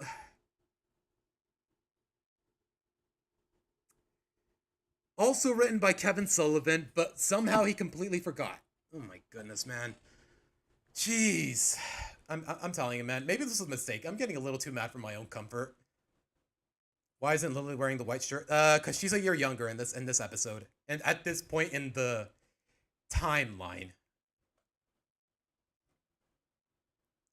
Because they want them to prove themselves without the parents' help. The fact that it gets so violent that they lock themselves in the room, it just shows that they already failed at proving themselves. At a certain point, some parents, every parent has to rein in. Like, if it gets so violent that you have to barricade your own room, then maybe you should be stepping in. Any responsible parent will tell you that. Has assertively raised her voice at all 11 of them. Keep in mind, this guy is the co-producer of the show nowadays. If that doesn't tell you that this franchise is doomed, I don't know what will. Because holy crap, man. Is this household so abusively dysfunctional that their own son has to run away from home while you cower in your damned room? Yeah. Your daughters are at each other's throats.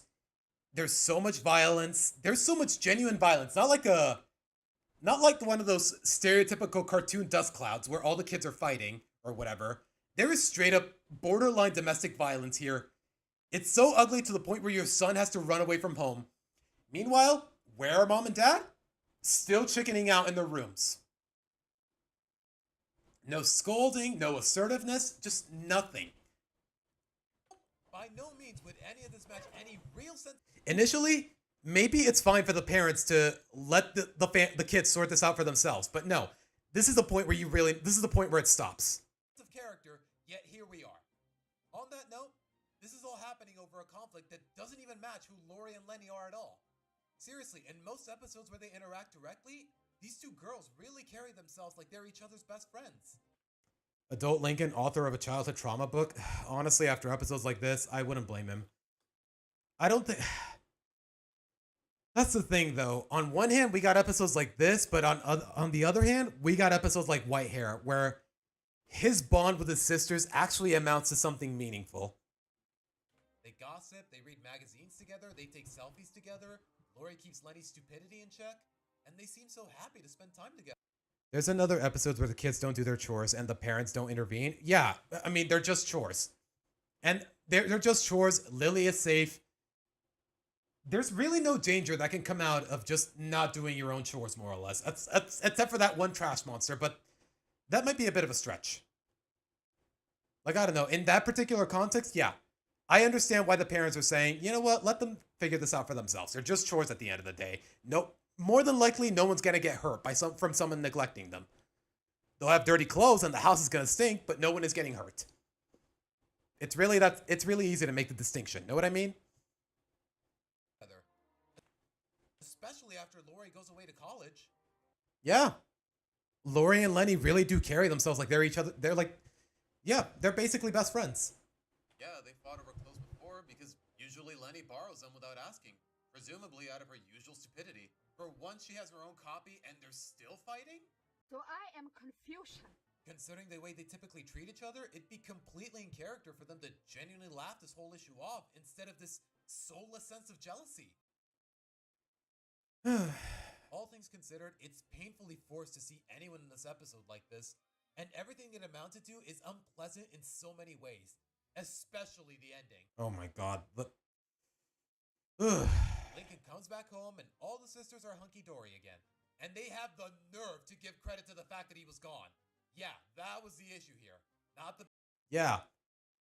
Apparently, Lincoln just needed to mind his own business, even though every sister was raining into his. And apparently that takes care of everything.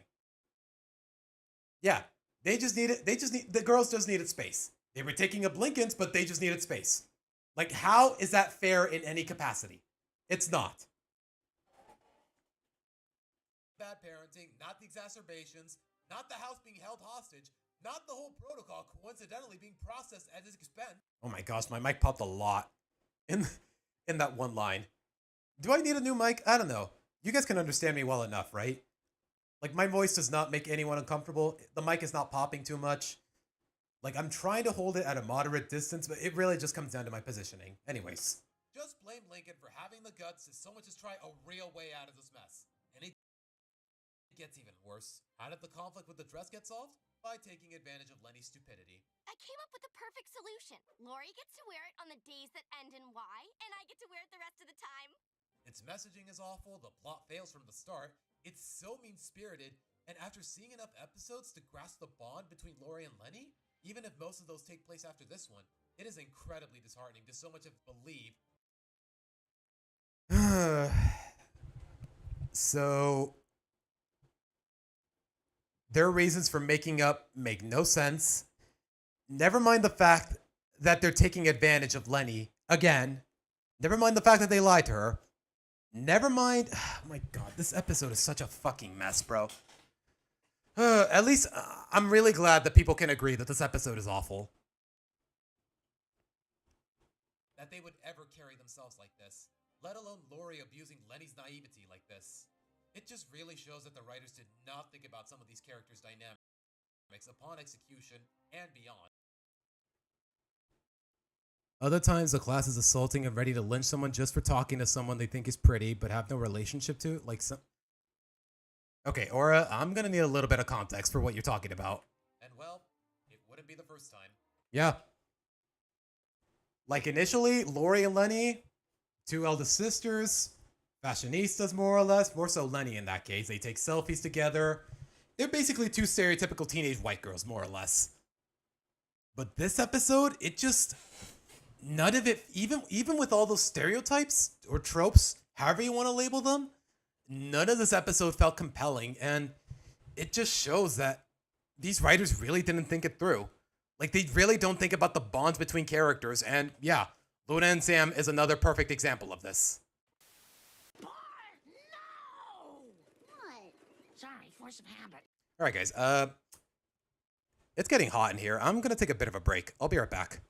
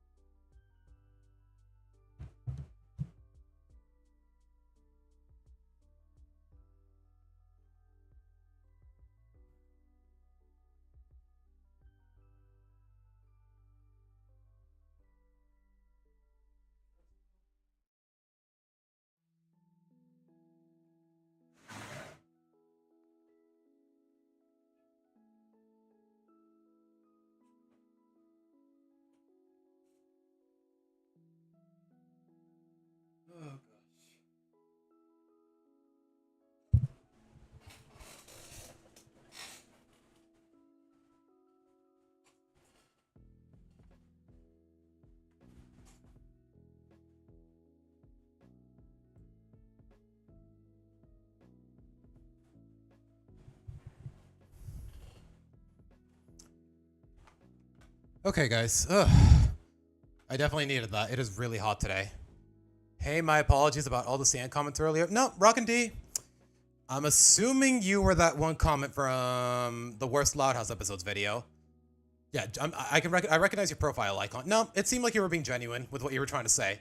So, yeah, the comment didn't bother me. I disagree with some of it, but no, it seemed like you were being genuine. So, yeah, that's fine. How come you haven't answered my...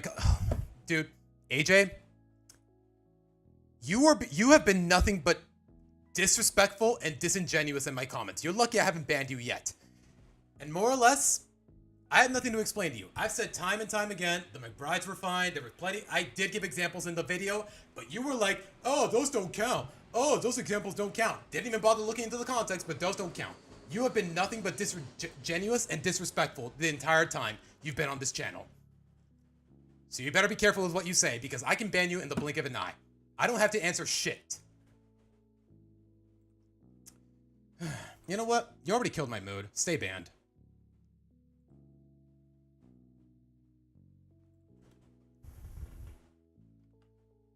Yeah, this is the kind of guy I was talking about earlier, guys. Didn't even listen to the video, just jumped into the comment section and said, "Oh, you're such a homophobe. Oh, you didn't even show examples of good LGBT representation in media, blah, blah, blah." Pay attention to the fucking video and enough. Lay off the goddamn slander.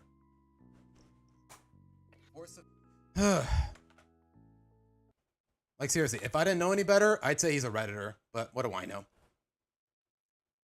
I was catching up with that part of the videos that I was commenting. Okay, yeah, I figured as much. I just wasn't sure, Rockin' D.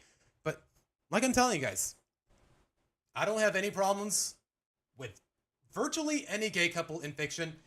It just really bothers me when it's poorly written, and you can just tell the writers don't care. You can just tell the writers were just doing it for the attention. That's when it bothers me. I don't know how it wasn't clear enough to most viewers. Well, not most. Actually, no.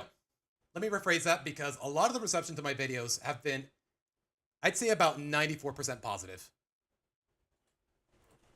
But for the most part, like, those couple of comments, they really tick me off. Because you can just tell they didn't watch the video. They just listen to what they want to hear. I know the video is about 40-something minutes long, but it wouldn't kill you to pay attention to all of the context before actually saying anything. Especially with such accusations. Oh, you're so racist towards the Mexican family. My brother in Christ, I am Mexican. Oh, you're so homophobic. Did you even watch the video? I gave examples of genuine and decent representation. I've more or less mentioned it on several occasions throughout the comments. If you just bothered paying attention instead of acting like an entitled brat, we wouldn't be in the situation. So yeah, enjoy your fucking ban, AJ. That's all I can tell you. But alright, guys, back to the video. Habits. Oh my god. Again, I just can't get over the fact that most of the episodes on this listing just happen to be written by Kevin Sullivan, and I was not aware of that until after I finished making the video. I can promise you guys that much. I was not paying attention to who wrote each episode until after I was done recording and editing. I'm usually pretty invested in the romance in this show because they're usually endearing in several ways. Well, not all of them, I've made that clear. Yeah, and then AJ, you know what? Do I really care if he's still listening? Bro, did you even watch the actual example of Kamek? Like when Browser is quote unquote proposing? Like Kamek was really getting into it. He got so mad when the moment was interrupted, almost as if he was really getting into character. And the other instance, that's from Really Loud Music. I covered it in my best episodes video. The moment where they're showing all these cultures and ethnicities dancing to that pop song. Like that was legitimately one of the best examples of representation I've ever seen. Nothing subtle. You know what? Let me just show you the actual video. But of course, you know what? Should I even bother humoring you? Because you have been nothing but disrespectful in the entire time I've been aware of your channel. That's why I deleted your comments. You think I'm chickening out of the argument? But no. You've just been nothing but disingenuous and disrespectful. That's why you've been... You know what? Hold on. Just for the sake of my conscience, I'm going to explain this here and now. Oh, wow. I paused at the perfect moment. One from mediocre episode revolving around just this little cutie. Okay, more than one. Listen carefully. Luna sees that everyone loves the song, and when I say everyone, I mean everyone. Honestly, the diversity felt a little forced at first, but then I remembered Luna's motivation. Yeah, at first I was like, why are they showing all these people from a bunch of different countries just dancing to the song? But then I remembered what they said 5 minutes earlier. Because maybe you've got the song the whole world will love. It was more or less literal. A whole world? So yeah, What's that? A genuine reason for all these cultures and ethnicities to come together that feels genuine? Isn't mentioned in the moment or shoved in your face? yeah. They didn't have to say, look guys, look at this guy from China. Look at these girls from whatever Africa. Look at these kids from Egypt dancing to the song. Like, no. Show, like I said in the video, show, don't tell. Plain and simple. But of course, you didn't care about that, did you, AJ? You know what? How do I ban you permanently? Because apparently all that did was delete the comment.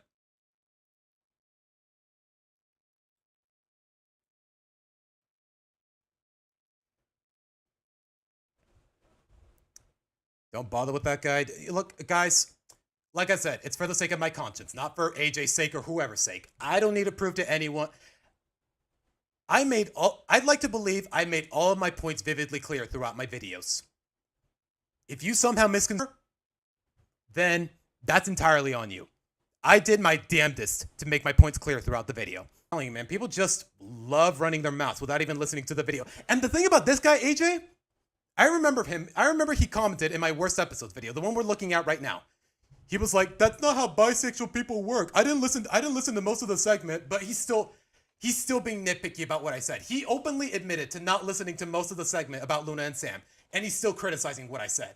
Like, are you fucking kidding me? Like, stay out of my chat, bro. Like, that kind of dishonesty, it has no business with me. I have no moral obligation to humor it. Plain and simple.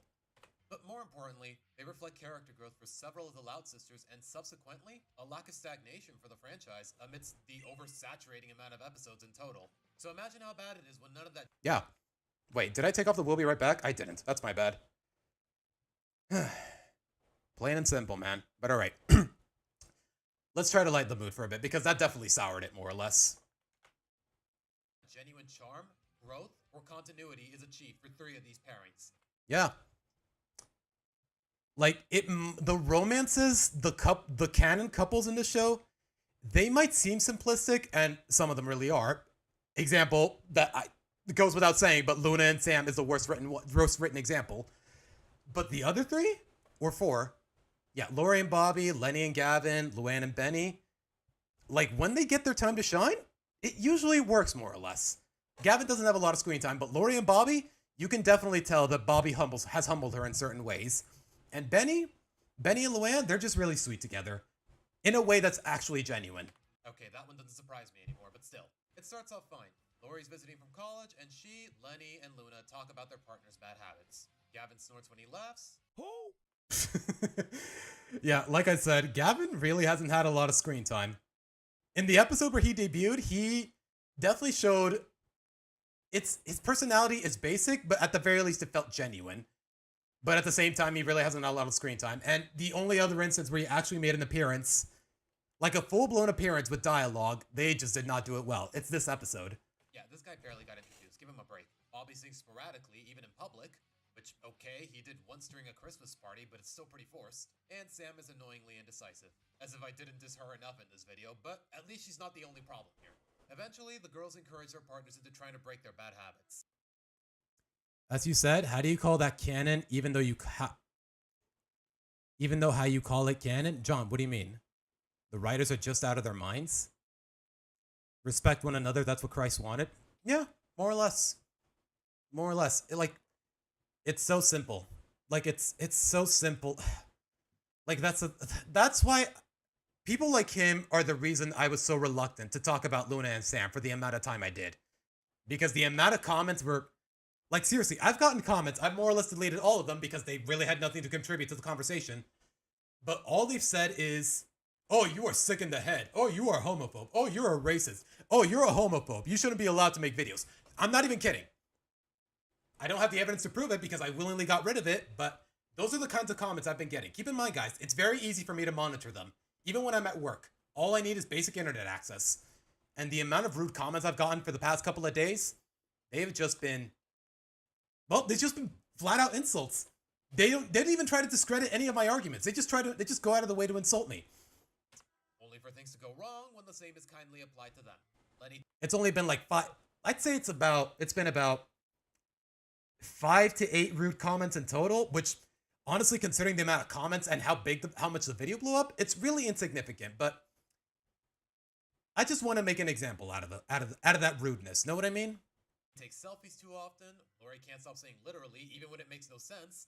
And Luna can't stop using every surface as a drum. Which, okay, most of that was never established before, but at least they feel genuine. Yeah.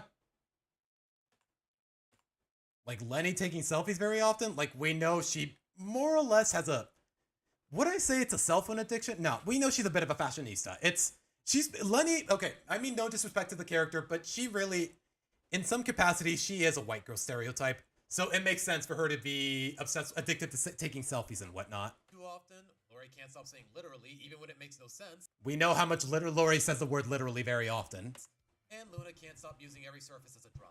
And considering Luna's musical talent, yeah, this proclivity, it adds up, to say the least. Which, okay, most of that was never established before, but at least they feel genuine. You would think someone who's usually assertive but fair like Lori, someone kind-hearted and thoughtful like Lenny, or someone energetic. Honestly, the fact that before I even said anything about AJ, a lot of people in chat were saying, oh, he's an asshole. Like, it really, this reputation precedes him. All right, that's the last time I'm going to talk about it. A boy like Luna would handle this easily, right? No. Somehow you'd be wrong. Yeah.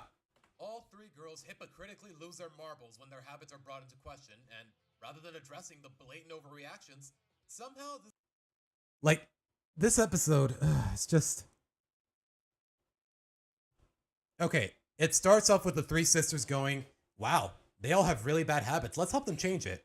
And then their partners are like, oh, thank you for helping me improve. And then sometime later, they're like, you know what? Haven't you considered the fact that maybe you have your own bad habits? And then all the girls are like, what the hell is wrong with you, man? Like, seriously, how this knee-jerk reaction. I wish I had the footage for it, but at the time I was recording this video, it wasn't available on Paramount Plus. So, but at the same time, it's just, oh my God. This leads to them to feel bad about ending their partner's bad habits. It's the same problem as Brawl in the Family. Like, this reaction out of the girls just makes absolutely no sense. Clearly exacerbating the situation. That alone is out of character in this context. And somehow, instead of addressing anything along those lines, the narrative jumps to a completely different and inappropriate solution. The sisters get so pent up with breaking their bad habits that they lash out at their partners and... If it's any consolation, your videos on both the worst, best, and retrospective really helped me consider some things I overlooked in my own writings, so thanks for that. Oh, well, I'm not entirely familiar with the context, Mr. Spider, but thank you, man. Thanks, man. accuse them of trying to offend them through this practice. Rather than so much as thinking about the habits themselves, the sisters just talk like they were being too harsh and pretend that all 6 habits somehow made them who they are. That's not what this is about at all. Yeah. Like at the end of the episode, instead of the girls saying, oh, you're right, maybe I am addicted to taking selfies. Maybe I am addicted to using every surface as a drum. Maybe I do say literally too often. Instead of thinking about that at all, the sisters just go, oh, I'm sorry, Gavin. I'm sorry for criticizing your snorting. Oh, I'm sorry, Bobby. I'm sorry for criticizing the way you sing all the time. I'm sorry. It just makes you who you are. Please forgive me. Like, how are you supposed to grow as a couple and as people if this is your basic mentality about it? If everything bad about you made you who you are, I'm sorry, you're going to become a really shitty person. And this kind of messaging, I'm sorry, I just can't let that fly, especially in a kids show. Too harsh and pretend that all 6 habits somehow made them who they are. What's the point of judging them? Also, don't judge you back. Yeah. They can judge, but they refuse to be judged. Lynn, Never mind the fact that Lori, of all people, I mean, for crying out loud, she's the adult of the family, like the adult of the Loud siblings. Like in some capacity, it makes sense for her to be able to stomach some criticism. As for Luna and Lenny, they're just way too amiable to behave otherwise, to believe otherwise. That's not what this is about at all. Makes you my ass. And then at the end of the episode, oh, don't feel bad about snorting. It makes you who you are. Like bull freaking shit. It's just one disruptive habit. Bobby drew a lot of unwanted attention. Sam made time and money go to waste. Gavin at best grossed people out. But for all he and Lenny knew, he can't help it. Part of the problem is that they didn't really make it clear until the end. Yeah. It wasn't until the end where Gavin was like, oh, I'm sorry. I'm sorry for snorting. I can't help it. Like, he snorts when he laughs. And by the looks of it, it's more or less, it's not really impulsive. He can't really help it. He doesn't do it on purpose. And yeah, sometimes when I laugh really hard, I do snort myself. It's a lot less common with me, but I do notice it. And yeah, it grosses even me out. Like, bro. And now I'm supposed to not feel bad about it just because my girlfriend got offended at me questioning her bad habits? Was it even a habit to begin with? Like, I don't know, man. This episode is just so confusing in the worst of ways. Why wouldn't someone as thoughtful as Lenny, of all people, not get that from the start? Let alone have him mention it. Yeah, she's dumb, but she puts thought into making people happy when it counts. There's a whole episode proving just that. This whole episode is just a giant clusterfuck of forced misunderstandings and mischaracterizations. The conflict really hinges on the sisters acting offended about having their bad habits questioned, as if that ever really made any sense. Why would they think they're being brought into question? Yeah, the fact that they said, oh, you're only judging us for our bad habits because you're trying to offend us, or something along those lines. I don't know. Go watch the episode for yourselves. I don't think I have access to it, and even if I did, I'd probably get banned. I'd probably get copyrighted by YouTube. It's absolutely so dumb. You're automatically judging of their own bad habits. You also have your own habits too. Quit the judging and live with it. What was the... Yeah, this episode, in the grand scheme of things, its messaging, it was so fucking pointless. Out of malice. It really seems like the only reason the girls are... It seems, yeah. ...accepting of their bad... Okay, I'm gonna let myself speak. I'm gonna let me speak in the video. ...habits by the end is because they can't healthily let go of their own. Then when they try to apologize, if you can even call it that, they start rambling about how they were wrong to be fixated on the negatives. Yeah, we're sorry, guys. We were so fixated on the negatives that we forgot about the positives. I swear. It straight up feels like these girls are gaslighting their partners. And it doesn't make any fucking sense, especially for these characters in particular. It does... Instead of addressing their overreactions. Yeah, they are straight up gaslighting their way out of accountability. I know enough about Lori and Bobby to not believe that on their end. Yeah. In selfie improvement, in the episode selfie improvement, I wish I showed the image here. That's my bad. That's an editing error. That's my bad. Like the whole episode, Lori is fixated on perfecting her selfies that she drags Bobby out of a surgery or okay, let me rephrase that.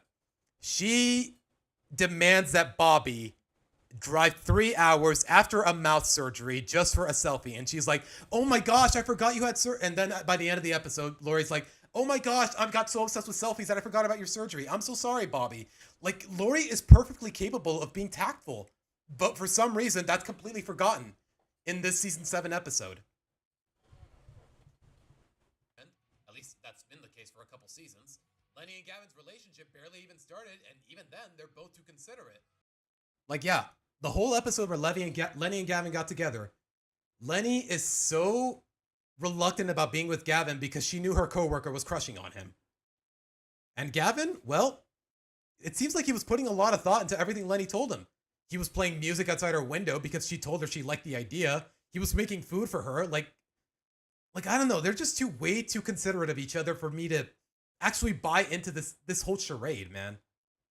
As for Luna and Sam, well, there's a crap ton of issues, but... As for Luna and Sam, well, what can I say that hasn't already been said? Like, I don't know. Toxicity isn't really one of them. Like I said, there's a whole lot of issues, but then them being rude towards each other or having the means to be rude towards each other, like, it just doesn't make any sense. At least not in this context. At least on Luna's end. Hey, Luna, I'm so indecisive. Like, the whole relationship was already fake as is. Like, I did not need this episode for me to dislike the pairing. That I'll embarrass you in public and waste our time and money. and I'll use that wasted time to be even more indecisive. Okay, seriously though, what kind of movie theater is... Do you guys know any movie theater where they won't let you into the hall if you don't show up at the scheduled time? Like, keep in mind, I have traveled to the United States. I've been to plenty of AMC's, Regal Cinemas. Not one movie theater closes the doors if you're late to the show, if you're late by showtime. So this conflict just feels really forced. Never mind the fact that Sam was being indecisive. Like, Rockin' D, you mentioned that Sam is more or less composed or keeps Luna level-headed. But like I said, even in this circumstance, it's still the other way around, man. But please, don't try to change it. It's just who I am. You see how dumb it sounds in practice? Wow. I know I hold Sam in low regard, but I didn't think a lot of reasons for that would never be so apparent. As if Luna didn't have enough reason to dump this waste of a character, but I digress. Some habits were worth breaking, and some weren't. Yeah, some of them were worth breaking, but somehow, no, all 6 habits make them who they were. Totally. There's no absolute beginning of the series. Yeah, not even Lori's. Like, it would have been... honestly, would it be a stretch to say that it would have been good character development for her to realize that when she says literally, when she uses the word literally, most of the time it doesn't make any sense? Like, this honestly could have been a good episode of character development for Lori, but they completely fumbled the bag. They completely dropped the ball. Again, I will literally turn you into a... I can't believe I have to emphasize this, but saying literally inappropriately is not a personality trait. None of them are. Get a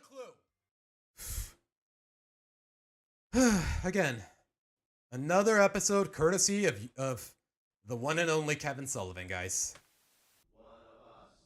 Which one?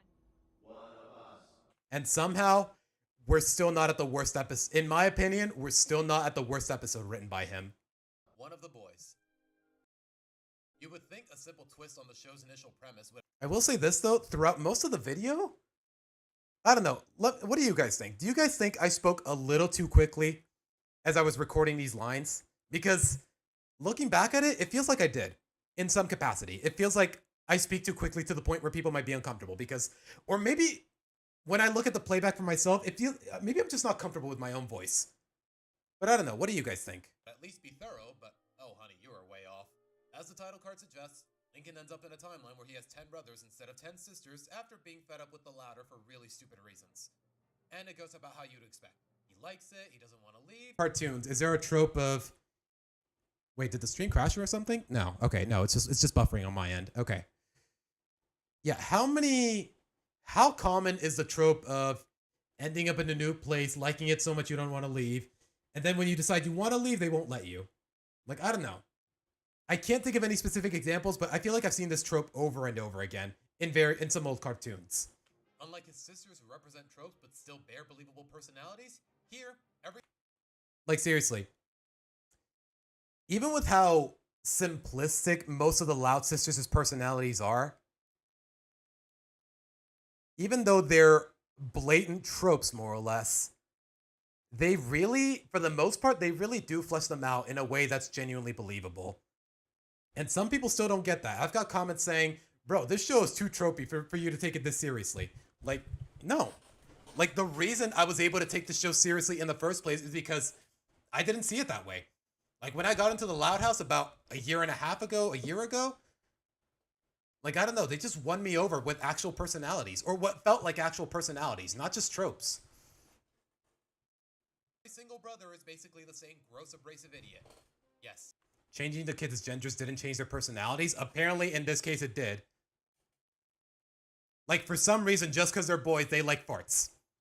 Like, it's just... This grasp on our gender is so simplistic to the point where it's insulting. And you know what? Should I be surprised that the guy who wrote Brawl in the Family didn't grasp that? Or at the very least couldn't at the time? Even male Lily. Not the baby! As if Lincoln resembling this behavior at the start of the episode wasn't beneath him? Literally a veteran of the show, but I stopped watching it after season 4. Good to know, John. Like, apparently a lot of people really did stop watching after season 4 and whatnot. Like, me personally, I more or less, like, back in the times where I more or less was unemployed, I had nothing better to do at home than to watch TV. So yeah, and Mexican Nickelodeon reran The Loud House a little too often. So I figured, yeah, let's watch it. Why not? And eventually, I more or less watched every episode, and I looked into the chronological order. It took a while for me to be familiar with every episode, but yeah, I did more or less watch all of them. What bothers me so much about this episode is essentially what it represents. All of the Loud Sisters are perfectly distinguishable I love the fact that even the bird is smiling in this frame, and the dog. I didn't even notice that until now. This is a really cute frame. in their own ways, not just because of their design or the tropes, but really because even this early in the show's runtime, their personalities are clear-cut. Lenny's a dumbass, but she's a kind-hearted and thoughtful fashionista. Lucy's a creepy goth, but still usually serene and spiritual. Luna's an energetic and noisy aspiring rock star, but she's still considerate and amiable. Not that they never screwed up those ideas, but you get the gist. Well, you guys know who to blame for that one, to say the least. Any respectable qualities in the sisters are virtually absent in their male counterparts. Seriously, does anyone on this writing team genuinely believe that Luna Loud is capable of giving a swirly to her own? Yeah, the fact that they picked Luna out of all the Loud sisters to play out this scenario, I don't care if it's her male counterpart, that is out of character for Luna, regardless of gender. Like, just because she's a boy suddenly, like, I don't know, this episode is, I don't like using this term often, and I never thought I'd be saying it unironically, but this episode is so freaking sexist. It's not even funny. It is straight up sexist. Little brother? Or that someone as kind as Lenny would laugh at it? Okay, what if it's their male counterparts? Sold!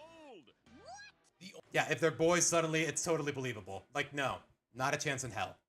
Not a chance. The only conclusion I can come to with this bad writing is that they're capable of these things simply because they're boys. Oh, God.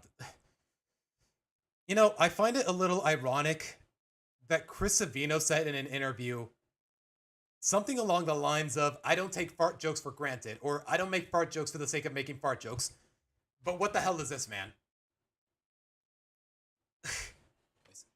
What the hell is this moment where all the boys are just... I don't even want to describe it. It just grosses me out that much. As insulting as it sounds. And keep in mind, this is from... Even in 2016, fart jokes are already an insufferable cliche, especially when they're done wrong like this. Another glaring instance of this show writing on what the characters are rather than who they are, but at least the general consensus is that this episode... It's always been sexist, icy as always has been. That's the thing. With most episodes, that really didn't feel that way, but yeah, I get where some people are coming from, especially with this episode. It sucks, so for what it's worth, the fandom is innocent this time. There is little to no individuality among the Loud brothers, even though it's part of what has allowed this series to stand out so spectacularly, even today. And you're insinuating that it's because they're guys this time? Maybe I get that it might have been tedious or straight up impossible to write guy versions of all the Loud sisters thoroughly enough. Yeah. This episode is 11 minutes long, and fleshing out 10 whole counterparts, male counterparts for 10 established characters, but actually making them distinguishable enough, not just physically, but also emotionally, that's just a straight up impossible task. If this was like a whole half-hour special, maybe the episode would have actually been decent, but just judging from what we actually got, nah, probably not, especially considering the writer. Yeah, Chris directed it, but Kevin wrote it. Right, 11 counterparts, my bad. I guess including Lincoln as well, in some capacity. I don't know. Through the span of 11 minutes, but all 10 of them turned out the same? Oh, sure. Make a whole episode teaching that not all girls are the same, but when 10 of those girls are guys, suddenly they totally are. Yeah. A whole You know what, John? You might be onto something. Maybe it always was sexist. Not all girls are the same, but all guys totally are. Wow. Very great messaging, Nickelodeon. Really nice. Couldn't even try with one. Just relegate them all to a stereotype and call it a day. And that's not even covering how it was set up. Want to know why Lincoln wanted to leave in the first place? His sisters wouldn't let him behave the same way. Yeah. Picking peanut butter out of the jar with his bare finger, burping in his sister's face. Just for a kid who grew up surrounded with 10 sisters, or 5 initially, more or less. Like, no, that just doesn't add up. No, it just doesn't make any sense. Like, that kind of behavior should definitely be beneath a kid like this. That's all I'm saying. The boy who grew up surrounded by sisters suddenly wants to behave like a male stereotype that contradicts that with no real rhyme or reason. So much for what's basically the family slogan. Yeah. Like, at some point in the episode, he's like, wow, I really like this dimension where I have 10 brothers. I never want to go back. Okay, so much for the family slogan. I guess your sisters mean nothing to you. I guess he never really loved his sisters, which is the bare minimum with this fucking show. But, whatever. It's a cartoon, I guess. We don't have to take it to heart by any means, right? Oh my god, man. Yeah. So far, I don't regret making this number 2 on the rankings. Yeah. If it weren't for No Such Luck, this would unquestionably be the worst episode in the series. God, when I say it like that, it really hurts. The writing is lazy at every corner, the premise is forced, there's too many disgusting moments, it undermines the principles behind the iconic theme song, and the justifications for it are abhorrent. At least in this case, it was all a dream. There's actually a reason for the particularly exaggerated nature of the episode, and maybe it's enough for me to— Yeah, at the very least, it was all a nightmare for Lincoln.